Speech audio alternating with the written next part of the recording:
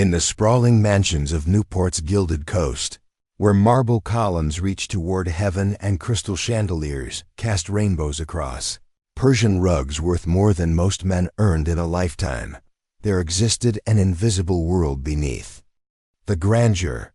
It was a world of servants' quarters and back staircases, of dawn to dusk labor and wages measured in coins rather than bills. And in this hidden realm, where the wealthy's comfort depended on the silent devotion of those they barely acknowledged, a single moment of human connection would ignite a scandal that would shake the very foundations of America's most powerful family. Before we jump back in, tell us where you're tuning in from, and if this story touches you, make sure you're subscribed because tomorrow I've saved something extra special for you. The year was 1923, and the Blackwood estate stood like a monument to industrial fortune on the cliffs, overlooking the Atlantic Ocean. Its 73 rooms housed secrets as numerous as its windows, but none more dangerous than the one growing beneath the starched, white apron of a 22-year-old maid named Eleanor Hartwell. Eleanor Hartwell had arrived at the Blackwood estate on a Tuesday morning in September, carrying everything she owned in a battered leather suitcase that had belonged to her father. The autumn wind whipped across the manicured lawns as she stood before the servants' entrance, her auburn hair pinned beneath a simple gray hat, her green eyes taking in the magnitude of the stone fortress that would become her new home. She was not like the other girls who sought employment in the great houses of Newport. While they came from factory towns and tenement buildings, Eleanor carried herself with the quiet dignity of someone who had known better times. Her father, Professor James Hartwell, had taught literature at a small college in Vermont before consumption claimed his life, leaving Eleanor with nothing but an education that meant little in a world that valued a woman's ability to scrub floors over her capacity to quote Shakespeare. The head housekeeper, Mrs. Abigail Thornfield, was a stern woman whose gray hair was pulled so tightly into a bun that it seemed to stretch the skin around her eyes.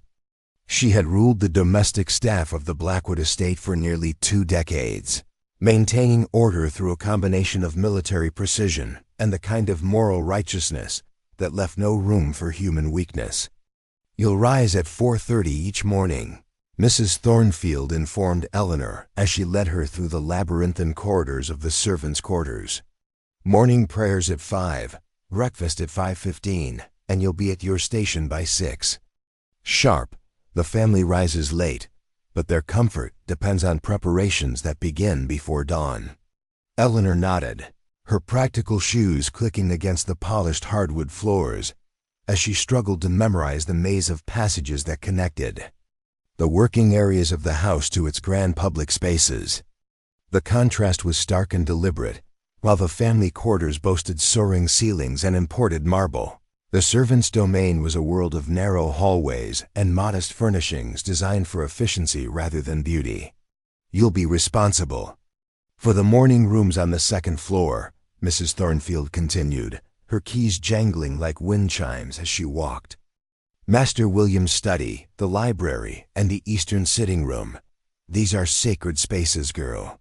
Master William conducts his business affairs in that study, and the library contains volumes worth more than you'll earn in 10 years of service." The warning was clear, though Eleanor wondered what the housekeeper imagined she might do with rare books beyond dust them carefully and ensure their leather bindings remained pristine. She had read many of the titles during her father's lifetime first editions of Dickens and Twain, philosophical treatises by Emerson and Thoreau, volumes of poetry that spoke to the human condition in ways that transcended their monetary value. Master William Blackwood was the patriarch of a dynasty built on steel and railroads, a man whose decisions in mahogany-paneled boardrooms could determine the fate of thousands of workers across the country. At 68, he possessed the kind of commanding presence that made senators defer to his judgment and competitors fear his displeasure. His wife, Constance, was a delicate woman whose nervous disposition required constant attention from both doctors and servants. Her days spent in a haze of patent medicines and social obligations that exhausted her fragile constitution. But it was their son, Thomas Blackwood, who unknowingly held Eleanor's fate in his hands from the moment she first glimpsed him through the French doors of the morning room. Thomas was 26 years old, with the kind of classical features that portrait painters favored and the easy confidence that came from a lifetime of privilege. Unlike his father, whose success had been built through ruthless business acumen, Thomas possessed a gentleness that seemed almost out of place in the marble halls of the family estate. He had graduated from Harvard with honors, traveled extensively through Europe, and returned with a head full of progressive ideas that often put him at odds with his father's more traditional views. Eleanor first encountered him on her third day of service when she arrived at his study to find him asleep at his desk, his dark hair falling across his forehead as he dozed over a manuscript that appeared to be some kind of social reform proposal. The morning light streaming through the tall windows illuminated the papers. Scattered around him, letters from labor organizers, reports on working conditions in steel mills, photographs of immigrant families crowded into tenement buildings. She moved quietly around the room, dusting the furniture and straightening the books while being careful not to disturb his rest. But as she reached for a volume of Whitman's poetry that had fallen to the floor, Thomas stirred and opened his eyes. "I'm sorry, sir," Eleanor whispered, immediately dropping her gaze to the Persian rug beneath her feet. "I didn't mean to wake you." Thomas sat up slowly, rubbing his eyes and taking in the sight of the young woman who stood frozen beside his desk like a deer caught in lamplight. There was something about her that struck him immediately, not just her obvious beauty, but the way she carried herself, the careful precision of her speech that suggested an education beyond what most domestic servants possessed. "You're the new girl," he said, not unkindly. "Eleanor, isn't it?" "Yes, sir, Eleanor Hartwell." She kept her eyes downcast, following the protocols that Mrs. Thornfield had drilled into every member of the household staff. Servants were to be invisible presences, acknowledged only when necessary, and never presuming to engage in conversation beyond what their duties required. But Thomas had never been one to follow protocols when his conscience suggested a different course. "You don't need to apologize for doing your job, Eleanor. I shouldn't have been sleeping in here anyway." He gestured to the papers scattered across his desk. "I was reading rather late last night." Despite herself, Eleanor's eyes were drawn to the documents, and Thomas noticed her interest immediately. "Can you read?" he asked, the question carrying no condescension, only genuine curiosity. "Yes, sir. My father was a teacher." The simple statement hung in the air between them, carrying implications that both understood, but neither could acknowledge directly. In the rigid social hierarchy of 1923 America, the gap between a maid and the son of an industrial dynasty was unbridgeable by conventional means. Yet in that moment, something passed between them, a recognition of shared humanity that transcended the artificial boundaries of class and circumstance. "What do you think of Whitman?" Thomas asked, nodding toward the volume she still held in her hands. Eleanor hesitated, knowing that answering honestly would violate every rule of her position, yet unable to resist the opportunity to discuss literature with someone who might actually understand her passion for it. "I think he saw America as it could be, rather than as it was. I hear America singing, the varied carols I hear, but sometimes I wonder if he would recognize the song today." The intelligence behind her response struck Thomas like a physical blow. Here was a woman who understood poetry not as decoration, but as a means of examining the human condition, who could engage with ideas that many of his Harvard-educated friends found challenging. Yet she was condemned to spend her days scrubbing floors and dusting furniture, her intellect buried beneath the requirements of domestic service. "Perhaps," Thomas said carefully, "you might help me with something. I'm working on a proposal regarding working conditions for domestic staff, and I could use the perspective of someone who actually performs such work." Eleanor felt her heart racing at the suggestion, torn between the excitement of intellectual engagement and the terror of overstepping her boundaries. "I don't think Mrs. Thornfield would approve, sir." "Mrs. Thornfield doesn't need to know. We could meet in the library after the family retires for the evening. There are hours of reading and research involved, and I could use an assistant who understands both literature and the practical realities of domestic service." The proposition was innocent enough on its surface, yet both of them recognized the dangerous ground they were entering. In the world of Newport society, the very suggestion that a servant might possess valuable insights was revolutionary.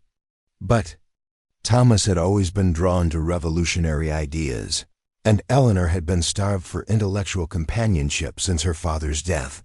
Their first meeting took place 3 nights later, in the library's warm glow of gaslight and leather bindings. Eleanor arrived after completing her evening duties, her hands still bearing the faint scent of the lemon oil she used to polish the furniture.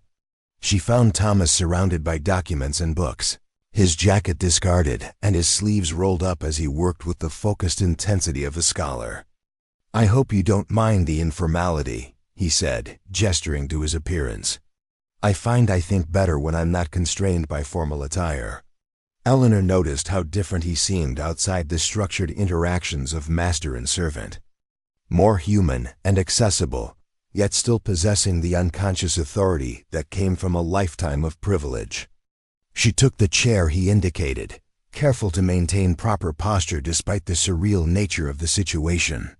"I've been reading testimonies from domestic workers in other households," Thomas explained, showing her a stack of letters. "The conditions vary widely, but there are common themes: excessive hours, inadequate wages, lack of basic protections. What I'm trying to understand is whether reform can come from within the existing system, or whether fundamental changes are necessary." Eleanor studied the documents he spread before her, her educated eye quickly identifying patterns and inconsistencies that spoke to deeper systemic problems. "The issue isn't just wages or hours," she said after a moment. "It's the complete lack of dignity afforded to domestic workers. We're expected to be invisible, to have no needs or desires beyond serving our employers. A person can endure almost any hardship if they're treated with basic human respect." Her words carried the weight of lived experience, and Thomas found himself seeing his family's household through entirely new eyes. How many times had he passed servants in the hallway without acknowledging their existence? How often had he taken for granted the seamless operation of the estate without considering the human cost of such perfection? Preparing and narrating. This story took us a lot of time, so if you are enjoying it, subscribe to our channel. It means a lot to us. Now back to the story. Their discussions continued night after night, evolving from simple question and answer sessions into deeper explorations of social justice, human nature, and the possibility of meaningful reform in an inequitable system. Eleanor's insights proved invaluable. Her ability to articulate the servant's perspective, while drawing on her classical education to place current conditions in historical context, but more than intellectual collaboration was developing between them. Thomas found himself looking forward to their meetings with an anticipation that went beyond academic interest, drawn to Eleanor's quick wit and passionate convictions. She, in turn, discovered in him a kindness and genuine concern for others that seemed almost miraculous in someone born to such privilege. The attraction between them grew gradually, built on shared ideas and mutual respect rather than physical attraction alone. Yet neither could ignore the fundamental impossibility of their situation. Thomas was heir to one of America's great fortunes, expected to marry within his social circle and produce children who would carry on the family legacy. Eleanor was a servant whose very presence in his life violated every social convention of their time. Winter settled over the Blackwood estate like a heavy blanket, shortening the days and lengthening the evenings they spent together in the library's warm refuge. Snow covered the manicured grounds, transforming the landscape into something from a fairy tale, while inside the mansion, A different kind of transformation was taking place. Eleanor had been working at the estate for 4 months when she realized that her feelings for Thomas had evolved beyond admiration or intellectual compatibility. She found herself memorizing the sound of his laugh, the way his eyes lit up when he discussed ideas that excited him, the unconscious gesture he made of running his fingers through his hair when he was deep in thought. Thomas, meanwhile, was struggling with emotions that challenged everything he had been taught about duty, family loyalty, and social responsibility. He had been raised to believe that love was a luxury that men of his position couldn't afford, that marriage was a strategic alliance designed to strengthen family fortunes and social standing. Yet Eleanor's presence in his life had awakened feelings he hadn't known existed, a longing for genuine connection that transcended material considerations. The moment when their relationship changed forever came on a snowy evening in January, when a power failure left the library illuminated only by candles and the glow from the fireplace. They had been working on a particularly complex section of Thomas's proposal, their heads bent close together over a document, when Eleanor looked up to find his face mere inches from hers. The kiss that followed was inevitable, the culmination of months of growing attraction and emotional intimacy. Yet even as their lips met, both understood the catastrophic implications of what they were doing. In the world of 1923 Newport society, such a relationship wasn't just scandalous, it was potentially ruinous for both of them. "This can't happen," Eleanor whispered, pulling away from him with tears in her eyes. "I could lose my position, my references, everything, and your family would never forgive you." Thomas reached for her hands, holding them gently on his own. "Then we'll have to be very careful," he said quietly, "because I can't pretend that I don't feel what I feel for you." Their affair began in earnest that night, conducted in secret meetings and stolen moments when the rest of the household was occupied elsewhere. They were cautious to the point of paranoia, understanding that discovery would mean disaster for both of them. Yet the intensity of their connection made the risk seem manageable, even necessary. Eleanor continued to perform her duties with the same meticulous attention to detail that had impressed Mrs. Thornfield from her first day of service. She arrived at work punctually, completed her assignments without complaint, and maintained the deferential demeanor expected of domestic staff. But beneath the surface, she was living a double life that grew more complex with each passing day. Thomas, meanwhile, struggled to balance his growing love for Eleanor with the expectations placed upon him by family and society. His father had begun discussing potential marriage prospects, prominent families whose daughters possessed the breeding and connections necessary to advance the Blackwood dynasty. The pressure to conform to his predetermined role intensified. With each social gathering, each business dinner where eligible young women were paraded before him like prize livestock, their relationship deepened through the winter months, nurtured by clandestine meetings and the shared understanding that they were living on borrowed time. Yet neither could bring themselves to end what had become the most meaningful connection of their lives.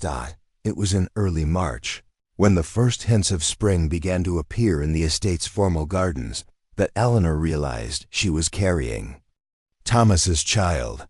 Eleanor stared at her reflection in the small mirror above the wash basin in her quarters, her pale complexion made even more stark by the harsh morning light filtering through the single window.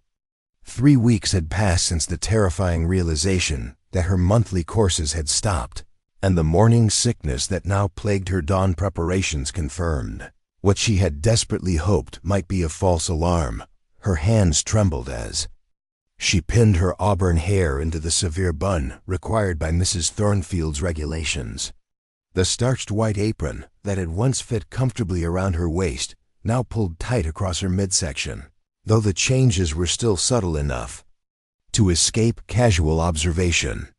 She had perhaps a month, maybe 6 weeks at most, before her condition became impossible to conceal. The servants' dining hall buzzed with its usual morning chatter as Eleanor made her way to breakfast, the wooden tables filled with maids, footmen, and kitchen staff preparing for another day of maintaining the Blackwood family's elaborate lifestyle.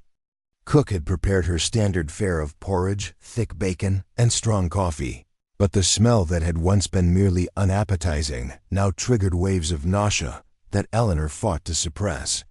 "You look peaked this morning, Eleanor," observed Mary Catherine Sullivan, a red-haired Irish girl who worked in the laundry and had become Eleanor's closest friend among the staff.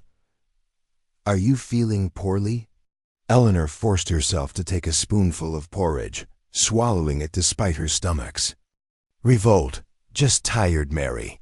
The spring cleaning has everyone working extra hours." It wasn't entirely a lie. Mrs. Thornfield had indeed implemented an intensive spring cleaning regimen that had the entire household staff working from dawn until well past their usual evening duties. Every room in the 73-room mansion was being thoroughly scrubbed, every piece of furniture polished, every carpet beaten, and every window washed until it sparkled like crystal. The physical demands of the work provided a convenient excuse for Eleanor's fatigue and occasional dizzy spells, but as she sat among her fellow servants, Eleanor felt the crushing weight of her isolation. These women had become her family over the past 7 months, sharing their stories, their dreams, their small triumphs and daily frustrations. Yet she could confide in none of them about the secret that was growing larger within her each day.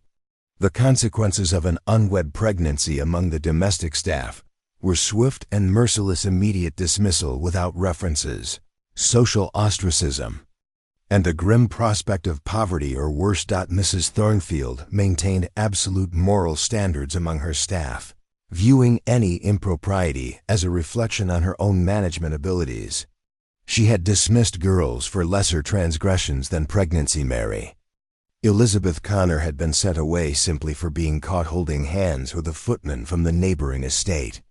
The head housekeeper's moral righteousness was legendary throughout Newport society, and wealthy families specifically requested her services because they trusted her to maintain proper order among their domestic staff.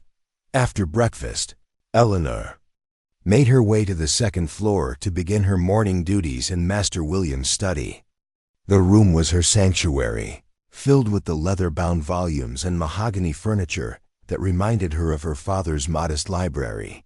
She had memorized every book on the shelves, every photograph on the desk, every detail of the Persian rug that covered the polished hardwood floor. As she dusted the collection of first-edition volumes that lined the western wall, Eleanor allowed herself to imagine what her father would have thought of her current situation. Professor James Hartwell had raised her to believe in the power of education, the importance of moral integrity, and the possibility of transcending one's circumstances through hard work and determination. Yet here she was, carrying the illegitimate child of her employer's son, trapped in a web of secrecy that grew more complex each day. The sound of footsteps in the hallway announced someone's approach, and Eleanor quickly returned to her dusting, assuming the invisible demeanor that was expected of domestic staff. But instead of Master William or one of the other family members, Thomas appeared in the doorway, his expression troubled and his usually immaculate appearance slightly disheveled. "Eleanor," he said quietly, glancing over his shoulder to ensure they weren't being observed. "I need to speak with you." She felt her heart racing at the urgency in his voice, wondering if somehow he had already guessed her condition. They had seen each other only briefly over the past 3 weeks, their secret meetings becoming increasingly difficult to arrange. As Mrs. Thornfield implemented stricter supervision of the staff during the intensive spring cleaning period. "I can't right now, sir," Eleanor whispered, acutely aware that their conversation could be overheard by anyone passing in the hallway. "Mrs. Thornfield has me on a strict schedule, and if I fall behind... Thomas stepped fully into the study and closed the door behind him, a breach of protocol so significant that Eleanor felt her breath catch in her throat. If anyone discovered them alone together in a closed room, the scandal would be immediate and devastating. "My father is planning to announce my engagement," Thomas said without preamble, his words hitting Eleanor like physical blows. Victoria Ashford. Her family owns textile mills throughout New England, and the marriage would create a business alliance that could double our railroad interests in the region. Eleanor gripped the feather duster so tightly that her knuckles turned white. Using the pain to anchor herself against the wave of despair that threatened to overwhelm her. She had always known that this moment would come, that Thomas would eventually be required to marry within his social circle. Yet hearing the words spoken aloud made the reality inescapable. "When?" she managed to ask, her voice barely above a whisper. "The engagement party is planned for next month. The wedding would take place in the fall." Thomas moved closer to her, his eyes reflecting the same anguish that was tearing Eleanor apart. "Eleanor, I don't want this. I've tried to explain to my father that I'm not ready for marriage, that I need more time to establish myself in the business, but he's determined to see this alliance completed." The irony was almost unbearable. Here was the man she loved, father of her unborn child, being forced into a marriage he didn't want while she faced the prospect of bearing his child alone and in disgrace. The rigid social conventions that governed their world allowed for no alternatives, no consideration of human feelings or personal desires. "You have to do what's expected of you," Eleanor said, surprised by the steadiness of her own voice. "Your family, your future, everything depends on making the right marriage. I always knew that what we shared was temporary." Thomas reached for her hands, but Eleanor stepped back, maintaining the distance that propriety demanded. "It doesn't have to be temporary," he said desperately. "There are ways we could continue to see each other, even after I'm married. Many men in my class maintain such arrangements, and their wives understand." The suggestion struck Eleanor like a slap across the face. The idea that she might become his mistress, a kept woman hidden away while he played the role of devoted husband to Victoria Ashford, was so fundamentally degrading that she felt physically ill. "I won't be your secret shame," she said firmly, her voice carrying a strength that surprised them both. "I won't hide in some apartment waiting for stolen moments when your wife isn't watching. I deserve better than that, Thomas, even if the world doesn't think so." The hurt in his eyes was genuine, but Eleanor forced herself to remain resolute. She understood now that Thomas, despite his progressive ideas and genuine affection for her, was still a product of his privileged upbringing. He could conceive of rebellion only within the acceptable parameters of his social class keeping. A mistress was scandalous but manageable, while actually defying his family's expectations was unthinkable. "Then what do you suggest?" Thomas asked, his voice tight with frustration. "That I abandon everything I've been raised to be? That I destroy my family's reputation and my own future for the sake of our feelings?" The question hung in the air between them like a challenge, and Eleanor realized that he genuinely expected her to provide a solution to their impossible situation. He had lived his entire life surrounded by people whose job it was to solve his problems, to make his path smooth and comfortable. The idea that some obstacles were simply insurmountable was foreign to his experience. "I suggest that you marry Victoria Ashford and live the life you were born to live," Eleanor said quietly. "And I suggest that we end this conversation before someone discovers us together and ruins both our reputations." But even as she spoke the words, Eleanor felt the secret of her pregnancy burning in her chest like a physical weight. Part of her wanted to tell him, to share the burden of their impossible situation. Yet she understood that knowledge of her condition would only complicate an already unbearable circumstance. Thomas would feel obligated to help her, perhaps even to acknowledge the child, which would create a scandal that could destroy not only his engagement, but his entire future. Thomas stared at her for a long moment, searching her face for some sign of the warmth that had characterized their previous encounters. But Eleanor had retreated behind the mask of servitude that she wore in her public role, her expression carefully neutral and deferential. "Very well," he said finally, his formal tone matching her own. "I apologize for disturbing your work, Eleanor. It won't happen again." After he left, Eleanor sank into the chair behind Master William's desk, her composure finally cracking under the strain of maintaining her dignity in the face of heartbreak. The tears that came were hot and bitter, carrying with them not just grief for her lost love but terror for her uncertain future.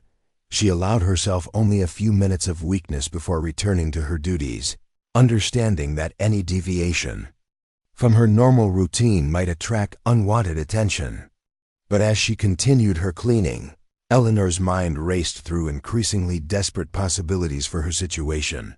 Her savings were meager domestic. Servants earned barely enough to cover their basic needs, and she had managed to set aside only a few dollars over her months of employment.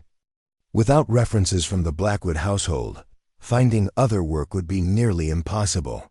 Pregnant and unmarried, she would be unemployable in any respectable household, relegated to the most degrading forms of labor, or worse. The thought of returning to Vermont crossed her mind, but she had no family left there, no one who would take in a disgraced woman and her illegitimate child. Her father's colleagues at the college might remember Professor Hartwell fondly, but social conventions would prevent them from offering assistance to his fallen daughter Dot. As the morning progressed, Eleanor found herself studying the faces of her fellow servants with new eyes, wondering which of them might have faced similar crises. The rigid moral standards that govern domestic service meant that such situations were handled swiftly and quietly, erasing the evidence of human frailty before it could contaminate the pristine image that wealthy families demanded. Midday meal break, Eleanor escaped to the small garden behind the servants' quarters, needing fresh air and solitude to combat the nausea that had been plaguing her all morning. The early spring flowers were beginning to bloom, creating patches of color against the brown earth that reminded her of the hope that had once characterized her outlook on life. Mary Catherine found her there, sitting on a wooden bench and staring at the distant ocean with vacant eyes. The Irish girl's natural warmth and lack of pretense had made her Eleanor's closest confidant among the staff, though even Mary Catherine didn't know about the secret meetings in the library or the relationship that had developed between Eleanor and the master's son. "You've been different lately," Mary Catherine said, settling beside Eleanor on the bench, distant and sad. "I know the work's been harder with all this spring cleaning, but it's more than that, isn't it?" Eleanor felt a desperate urge to confide in her friend, to share the burden that was becoming too heavy to bear alone. Mary Catherine was only 19, a year younger than Eleanor, but she possessed the kind of practical wisdom that came from growing up in poverty and learning to navigate a world that offered few opportunities for girls of their background. "What would you do?" Eleanor asked carefully, "if you found yourself in a situation that had no good solutions?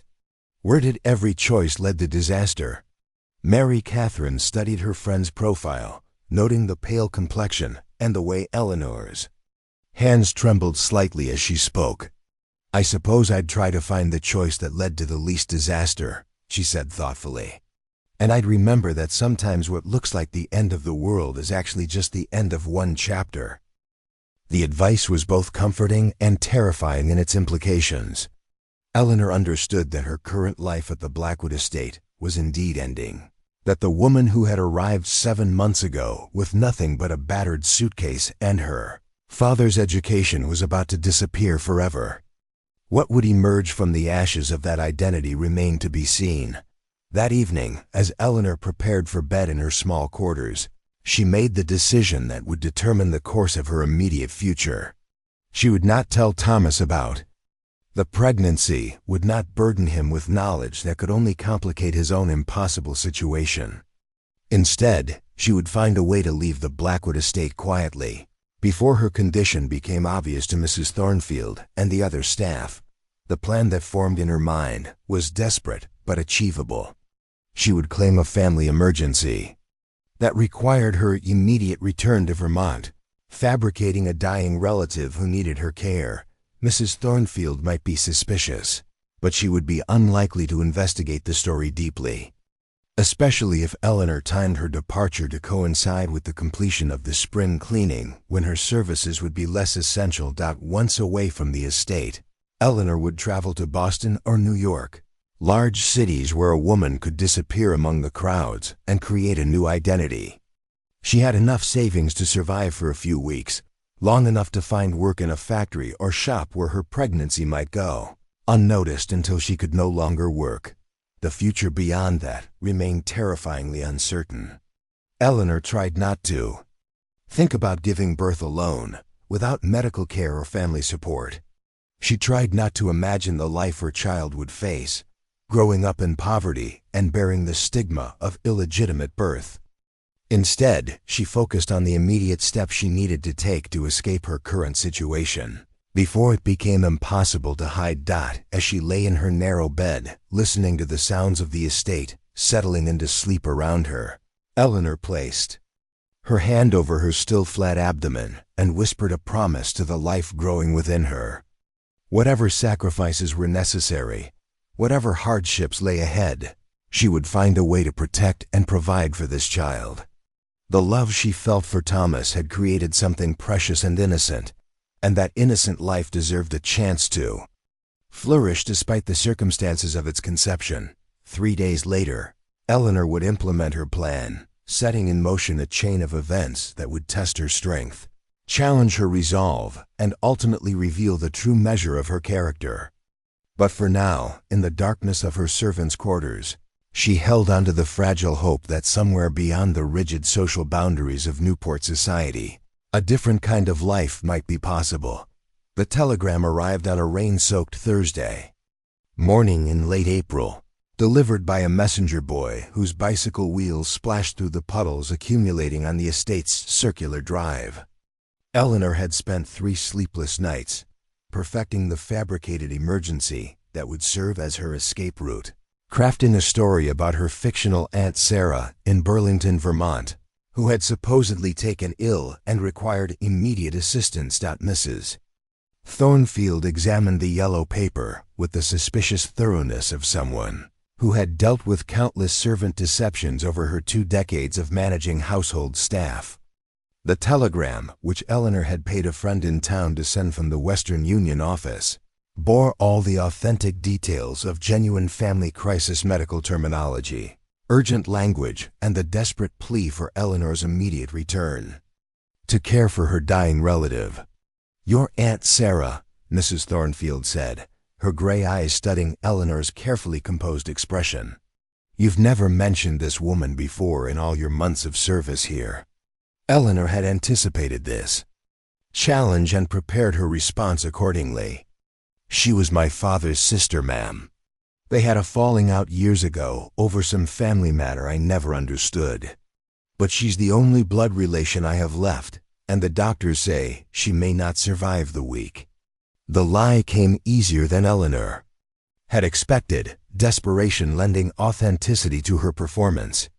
She stood before the head housekeeper's desk in the small office adjacent to the main kitchen, her hands clasped properly before her, her posture reflecting the perfect submission that Mrs. Thornfield demanded from her staff.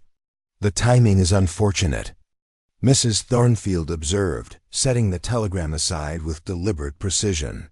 "The engagement party for Master Thomas is only 2 weeks away, and we need every member of the staff to ensure the event proceeds flawlessly. The Ashford family is expecting nothing less than perfection." Eleanor felt her stomach clench at the mention of Thomas's engagement party, the event that would seal his fate and officially end any possibility of their relationship continuing. "I understand, ma'am, and I would never ask for leave except in the most dire circumstances. But if Aunt Sarah dies alone because I wasn't there to care for her." The appeal to Mrs. Thornfield's sense of moral duty was calculated but effective. Despite her rigid enforcement of household discipline, the head housekeeper prided herself on maintaining Christian principles, and the obligation to care for dying family members fell squarely within her understanding of proper behavior. "Very well," Mrs. Thornfield said after a long pause. "You may have 1 week of leave to attend to this family emergency. However, I expect you to return immediately after the funeral arrangements are completed. The household cannot function indefinitely. With reduced staff, Eleanor felt a flood of relief so intense that she worried her knees might buckle beneath her. Thank you, ma'am. I'll arrange for someone to cover my duties in the morning rooms, and I'll ensure everything is in perfect order before I leave. See that you do, and Eleanor? Mrs. Thornfield's voice carried a warning that chilled Eleanor's blood. I trust this absence will not become a pattern. Reliable domestic staff are valued precisely because they can be depended upon regardless of personal circumstances. The dismissal was clear, and Eleanor escaped from the office with the precious permission that would allow her to disappear from the Blackwood estate before her pregnancy became impossible to conceal. But even as she climbed the servants' staircase to begin packing her meager belongings, Eleanor understood that she was burning bridges that could never be rebuilt. Mrs. Thornfield's reference would be essential for securing future employment, and abandoning her position under false pretenses would ensure that the head housekeeper's recommendation would be devastating rather than helpful.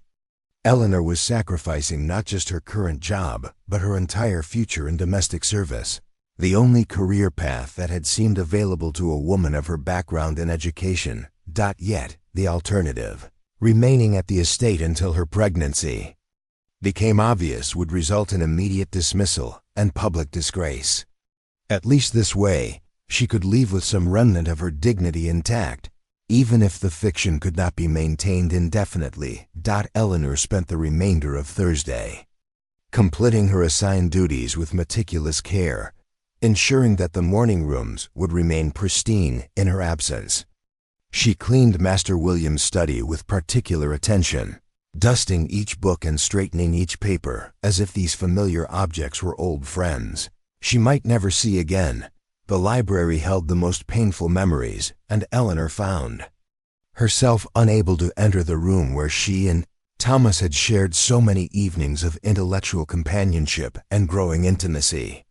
The leather-bound volumes and comfortable chairs seemed to mock her current circumstances, reminding her of the brief period when she had been more than just a servant, when her mind and opinions had been valued by someone who mattered.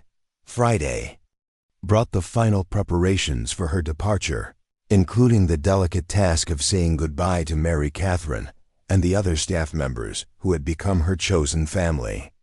Eleanor had crafted explanations for each relationship, sharing just enough truth to maintain the fiction while avoiding the deeper conversations that might expose the deception. "I'll miss you terribly," Mary Catherine said as they shared their final meal together in the servants' dining hall. "Promise you'll write and let me know how your aunt is faring. And if you need anything at all, you know you can count on me." The genuine affection in her friend's voice nearly broke Eleanor's resolve, and she had to fight back tears as she accepted Mary Catherine's embrace. The Irish girl's warmth and loyalty represented everything Eleanor was leaving behind: the sense of belonging, the camaraderie of shared struggle, the comfort of having people who cared about her welfare. "You've been a true friend," Eleanor managed to say. "Better than I deserved." Saturday morning arrived gray and misty, the kind of weather that seemed to reflect Eleanor's inner turmoil as she prepared to leave the Blackwood estate forever.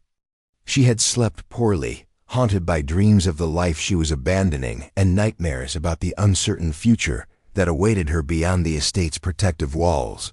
Her single suitcase contained everything she owned: a few changes of clothing, her father's pocket watch, his worn copy of Shakespeare's sonnets, and the small savings she had accumulated during her months of service. The meager possessions seemed to mock the grand ambitions she had once harbored, back when education and determination had seemed sufficient to overcome the barriers of class and circumstance. Mrs. Thornfield appeared in the servants' entrance. As Eleanor prepared to depart, her stern expression softened slightly by what might have been concern for a valued employee. "The carriage will take you to the station," she said, handing Eleanor an envelope containing her final wages. "I trust you will find everything in order." Eleanor accepted the envelope with gratitude that was entirely genuine. Mrs. Thornfield had her faults, but she was scrupulously fair in financial matters, and the extra week's wages would be crucial during the difficult period ahead. "Thank you for everything, ma'am. You've been more than fair to me. See that you maintain the standards you learned here, wherever your future takes you. The Blackwood household has a reputation to uphold, and that extends to former staff members." The warning was clear. Any scandal or impropriety that could be traced back to Eleanor's time at the estate would be viewed as a betrayal of Mrs. Thornfield's trust and training. Eleanor nodded her understanding, knowing that the head housekeeper could never imagine the full scope of the scandal that was already growing beneath Eleanor's carefully maintained facade.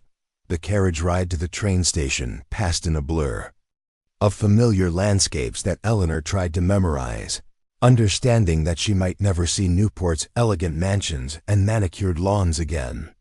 The driver, a taciturn man named Henderson who had worked for the Blackwood family for over a decade, maintained professional silence during the journey, but Eleanor caught him studying her reflection in the carriage window with an expression that suggested he sensed more to her departure than the official story suggested. At the station, Eleanor purchased a ticket to Boston rather than Vermont, the first deviation from her fictional narrative that felt like crossing a bridge she could never recross. The train platform buzzed with Saturday morning travelers, businessmen heading to meetings, families visiting relatives, young women seeking opportunities in the city. Eleanor envied their sense of purpose and destination, their confidence that they knew where they were going and what they would find when they arrived. The train journey to Boston took 3 hours, providing Eleanor with time to refine the plan that would determine her immediate survival. She had decided to seek lodging in a boarding house in one of the city's working-class neighborhoods, where her story of being a widow seeking employment might be accepted without extensive questioning. The pregnancy would be explained as the result of a brief marriage to a man who had died in an industrial accident, a tragedy common enough in 1923 America. To avoid suspicion, the fabricated identity felt like another betrayal of her father's memory, but Eleanor understood that respectability was a luxury she could no longer afford. The choice was between maintaining her dignity through deception or facing the brutal consequences of complete honesty about her unmarried condition. Boston's North Station overwhelmed Eleanor with its chaos and noise, the massive terminal filled with arriving and departing passengers whose voices created a cacophony that made her head spin. She had visited the city only once before, as a child accompanying her father to a literary conference, and the memories of that innocent expedition seemed to belong to another lifetime.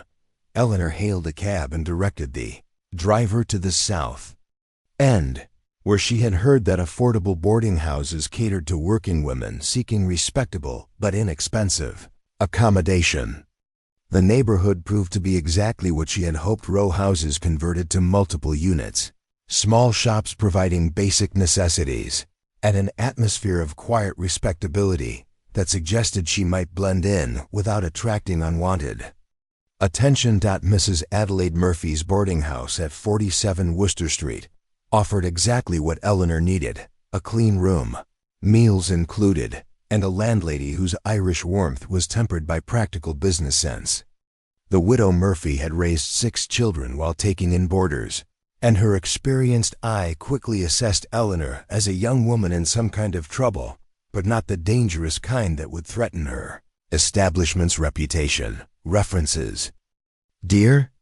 Mrs. Murphy asked as she showed Eleanor the small but tidy room on the 2nd floor. Eleanor had prepared for this moment, producing a letter she had written herself using stationery stolen from the Blackwood estate. The forged reference described Mrs. Eleanor Hartwell as a reliable widow, whose late husband had worked in the railroad industry before his untimely death in a workplace accident. "Such a tragedy," Mrs. Murphy murmured, studying the letter with the kind of sympathetic attention that suggested she had seen many similar stories. "You're welcome here as long as you need, dear. The other girls are all working women's secretaries, shop clerks, telephone operators, good Christian girls who look out for each other. The community that Mrs. Murphy described sounded like salvation. To Eleanor, who had spent the train journey terrified of finding herself completely alone in an unfamiliar city, the prospect of being surrounded by other women facing their own challenges provided a comfort she hadn't expected. Eleanor's first night in the boarding house passed fitfully, her sleep interrupted by unfamiliar sounds and the constant anxiety about her situation. The morning sickness that had plagued her at the estate seemed worse in the new environment, perhaps triggered by stress and the unfamiliar food served in Mrs. Murphy's dining room. Sunday brought her first full day of freedom from the rigid schedule that had governed her life at the Blackwood estate, but Eleanor found the unstructured time more frightening than liberating. She walked the neighborhood streets, familiarizing herself with potential employers' shops, restaurants, small businesses that might hire a woman with her skills and education. The challenge would be finding work that would accommodate her pregnancy. As it progressed, employment that wouldn't require the kind of physical demands that might endanger her health or attract unwanted attention to her condition. Eleanor had perhaps 2 months before her pregnancy became obvious, and she needed to establish both income and a convincing story about her circumstances before that deadline arrived. Monday morning brought her first job interviews, a series of conversations that tested her ability to maintain the fiction of widowhood while presenting herself as a capable employee. The department store positions required standing for long hours, which Eleanor worried might become impossible as her pregnancy advanced. The secretarial positions demanded references and experience she couldn't provide without risking exposure.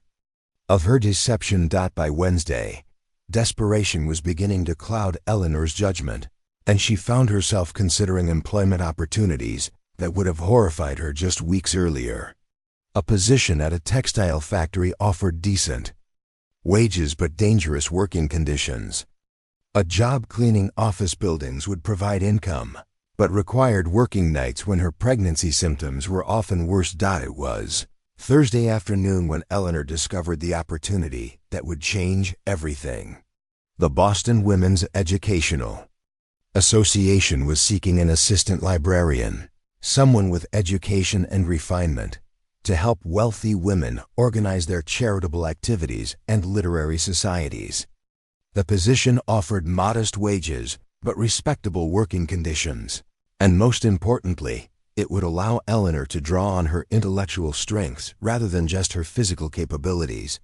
The interview took place in an elegant townhouse on Beacon Hill, where Eleanor met Mrs. Cornelia Whitman, a formidable woman in her 60s, whose dedication to women's causes had made her a force in Boston society. Mrs. Whitman studied Eleanor's forged credentials with the sharp attention of someone accustomed to evaluating character as well as qualifications. "Your letter of reference is quite impressive, Mrs. Hartwell. Tell me, what drew you to seek employment after your loss? Surely your late husband provided adequately for your future?" But the secret of her pregnancy added a complexity to any potential meeting that made Eleanor's stomach clench with anxiety. She was now nearly 6 months along, her condition impossible to hide from anyone who observed her closely. If Thomas saw her, he would immediately understand the reason for her sudden departure, and that knowledge would create obligations and complications that could destroy both their lives. For 3 days, Eleanor wrestled with the decision, the letter hidden beneath the loose floorboard in her room where she kept her father's watch and her meager savings. She found herself distracted at work, making small errors that drew concerned comments from Mrs. Whitman about her unusual lack of attention to detail. "You seem troubled lately, my dear," the older woman observed as Eleanor struggled to concentrate on cataloging a donation of medical texts. "Perhaps you would benefit from a few days of rest? Grief can manifest in unexpected ways, and it's possible you haven't given yourself adequate time to process your loss." The kindness in Mrs. Whitman's voice nearly broke Eleanor's resolve, and she found herself fighting back tears at the older woman's concern. "I'm quite well, "Thank you. Perhaps I'm just a bit tired from the changing weather." But Eleanor knew that her distraction went far deeper than seasonal adjustments or lingering grief for her fictional husband. The letter from Thomas had awakened longings she had thought successfully buried, while simultaneously reminding her of the impossible barriers that separated them. It was Mrs. Murphy who inadvertently helped Eleanor reach her decision. The landlady had noticed Eleanor's distress and, with the straightforward compassion that characterized her approach to her boarder's problems, had cornered Eleanor in the kitchen after dinner on Friday evening. "Something's eating at you, dear," Mrs. Murphy said, settling her substantial frame onto one of the wooden chairs around the kitchen table. "I've seen enough troubles in my time to recognize when a woman's carrying more than she can bear alone." Eleanor felt the walls she had built around her secrets beginning to crumble under the weight of genuine human concern. Mrs. Murphy's maternal warmth reminded her painfully of what she had lost when her father died, the absence of family support that had made her current situation so much more difficult to navigate. "It's complicated," Eleanor managed to say, her voice tight with unshed tears. "Most worthwhile things are, dear. But complications have a way of working themselves out if we're brave enough to face them honestly." The advice was simple but profound, cutting through the layers of deception and fear that had paralyzed Eleanor's decision-making. She understood suddenly that her current situation, built on foundations of lies and maintained through constant vigilance, was ultimately unsustainable. The pregnancy that she had been trying so desperately to hide would soon become impossible to conceal, and her fabricated identity as a widow would require increasingly elaborate supporting details to maintain credibility. That night, Eleanor composed her response to Thomas's letter, a carefully worded message that agreed to meet while attempting to prepare him for revelations that would change everything he thought he knew about their relationship and its consequences. "Thomas, your letter reached me, and I confess that despite my better judgment, I find myself unable to maintain the silence I had intended to preserve. I will meet with you, but only if you understand that circumstances have changed in ways that make our previous relationship impossible to resume. I am no longer the woman you knew at your family's estate. Eleanor Hartwell, who cleaned your father's study and spent evenings discussing literature in the library, has been replaced by someone whose priorities and obligations are fundamentally different. If you still wish to see me after this warning, I will be at the public garden on Sunday afternoon at 2 o'clock near the monument to George Washington. But I implore you to consider carefully whether such a meeting serves any constructive purpose." Eleanor, she mailed the letter before her courage could fail, understanding that she was taking a risk that could destroy the precarious stability she had worked so hard to achieve. Yet the prospect of seeing Thomas again, of sharing the burden of her secret with the one person who had a right to know the truth, outweighed her fears about the potential consequences. The week that followed passed with agonizing slowness, each day bringing Eleanor closer to a confrontation that would determine the future course of her life. She found herself alternately hoping that Thomas would reconsider and fail to appear, and praying that he would come so that she could finally unburden herself of the secret that had been consuming her. Strength and sanity. Mrs. Whitman continued to express concern about Eleanor's distracted state, even going so far as to suggest that Eleanor might benefit from consulting with Dr. Margaret Harrison, a female physician who specialized in women's health issues and who frequently lectured at the association's meetings. Dr. Harrison has considerable experience with the various ailments that can affect women of childbearing age, Mrs. Whitman suggested during one of their daily conferences. Perhaps she could recommend a tonic or treatment that might restore your usual energy and focus. The irony of the suggestion was almost overwhelming. Dr. Harrison would indeed be able to diagnose Eleanor's condition immediately, but such a diagnosis would result in immediate dismissal and social ostracism rather than helpful treatment. Eleanor managed to deflect the suggestion with vague promises to consider consulting a physician if her symptoms persisted, while privately resolving to be more careful about concealing her distress. Sunday arrived gray and cold, with the kind of raw November wind that cut through even the heaviest coats and reminded Boston residents that winter was rapidly approaching. Eleanor dressed carefully in her darkest dress and warmest jacket, arranging her clothing to minimize the evidence of her pregnancy while acknowledging that Thomas would likely notice the changes in her appearance regardless of her precautions. Public Garden was nearly empty when Eleanor arrived, the summer crowds replaced by a few hardy walkers and couples seeking privacy for conversations that required neutral ground. She chose a bench near the Washington Monument that provided clear sight lines in all directions, allowing her to spot Thomas's approach while ensuring that their conversation couldn't be easily overheard by casual passers-by. Thomas appeared precisely at 2 o'clock, his tall figure unmistakable even at a distance. He had changed in the months since Eleanor had last seen him. His face appeared thinner, more serious, and he carried himself with the weary dignity of someone who had learned that duty and desire were often incompatible forces. He spotted Eleanor immediately and approached her bench with visible hesitation, as if uncertain of his welcome despite her agreement to meet. When he was close enough for conversation, Eleanor could see the concern in his dark eyes, the genuine worry that her welfare had caused him during the months of her absence. "Eleanor," he said simply, settling onto the bench beside her with careful attention to maintaining appropriate distance. "Thank you for agreeing to see me, Thomas." She studied his profile, noting the new lines around his eyes and the way his shoulders carried tension that hadn't been there during their intimate conversations. "In the library, you look tired, worried, more than tired. Your disappearance has haunted me, Eleanor. The official story about your aunt never rang true, and when my inquiries in Vermont yielded nothing, I became convinced that something more serious had driven you away." Eleanor felt the weight of the moment settling around them like a physical presence. She had rehearsed various ways to reveal her condition, but faced with Thomas's genuine concern and obvious affection, the words she had planned seemed inadequate. "You were right to be concerned," she said quietly, "though perhaps not in the way you imagine."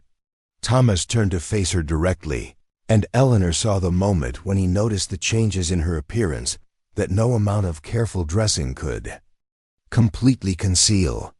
His eyes widened with understanding that was both immediate and devastating, his face reflecting the shock of a man whose world had suddenly shifted on its axis.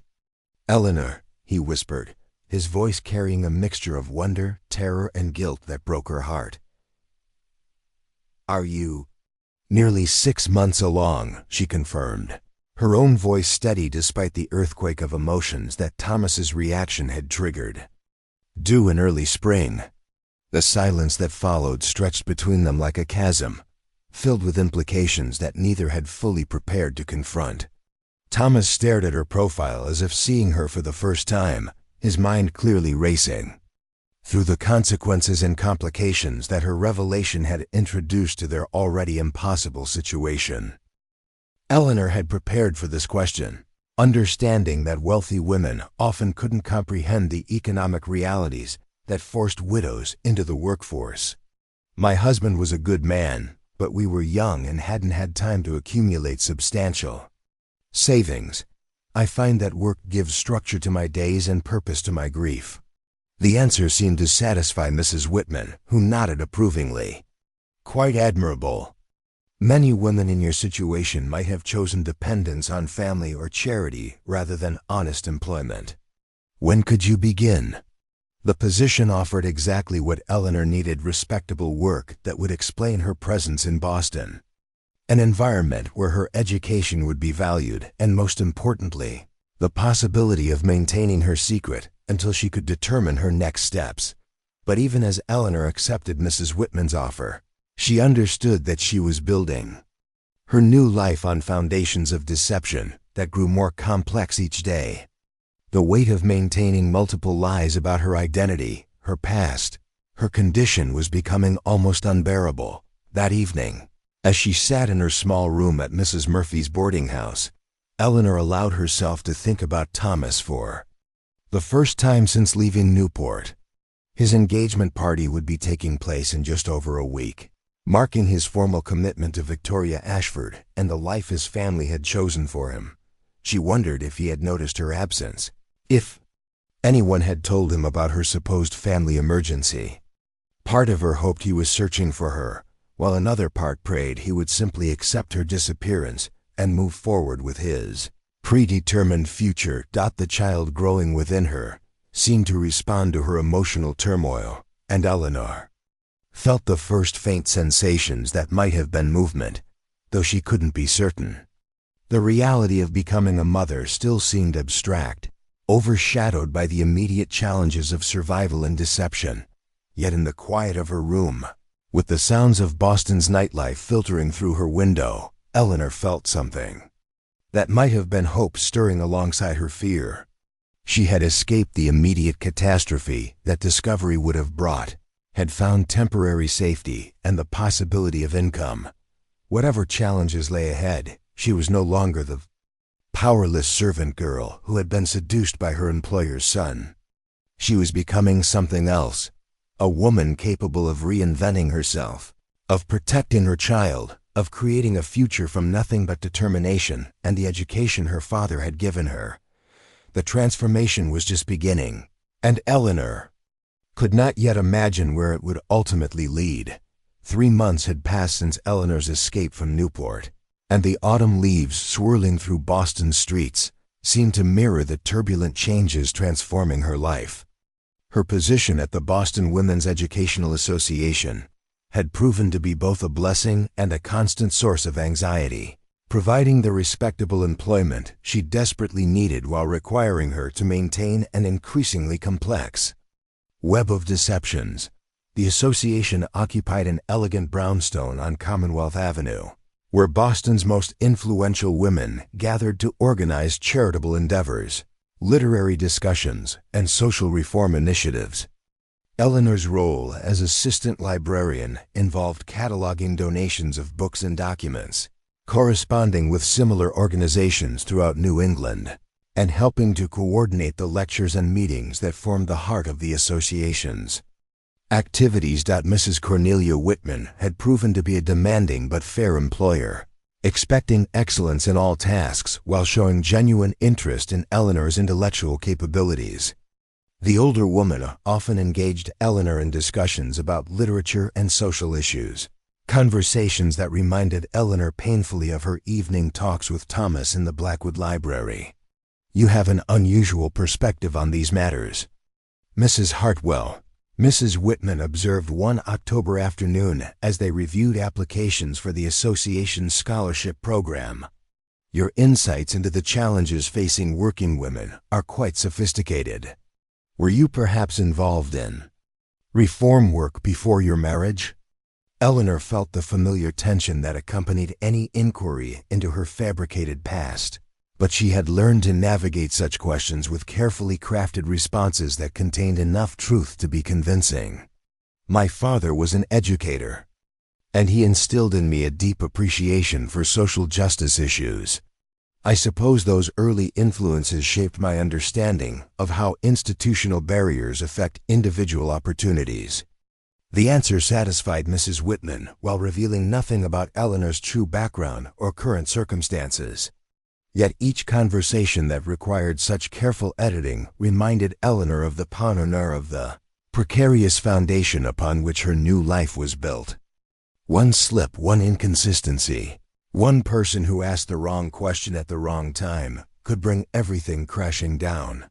The physical changes of pregnancy had become increasingly difficult to conceal, despite Eleanor's careful attention to her wardrobe and posture.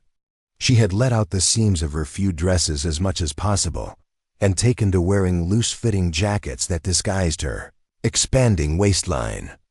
The morning sickness that had plagued her earlier months had largely subsided, replaced by fatigue and the constant awareness of life growing within her. Mrs. Murphy's boarding house had become a sanctuary where Eleanor could relax her careful vigilance, though even there she maintained the fiction of widowhood that protected her reputation. The other residents' shop girls, telephone operators, and secretaries had accepted her story without question, offering the kind of casual friendship that Eleanor treasured while keeping her deeper secrets carefully guarded. It was during her fourth month at the boarding house that Eleanor received the letter that would shatter the fragile peace she had constructed around her new life.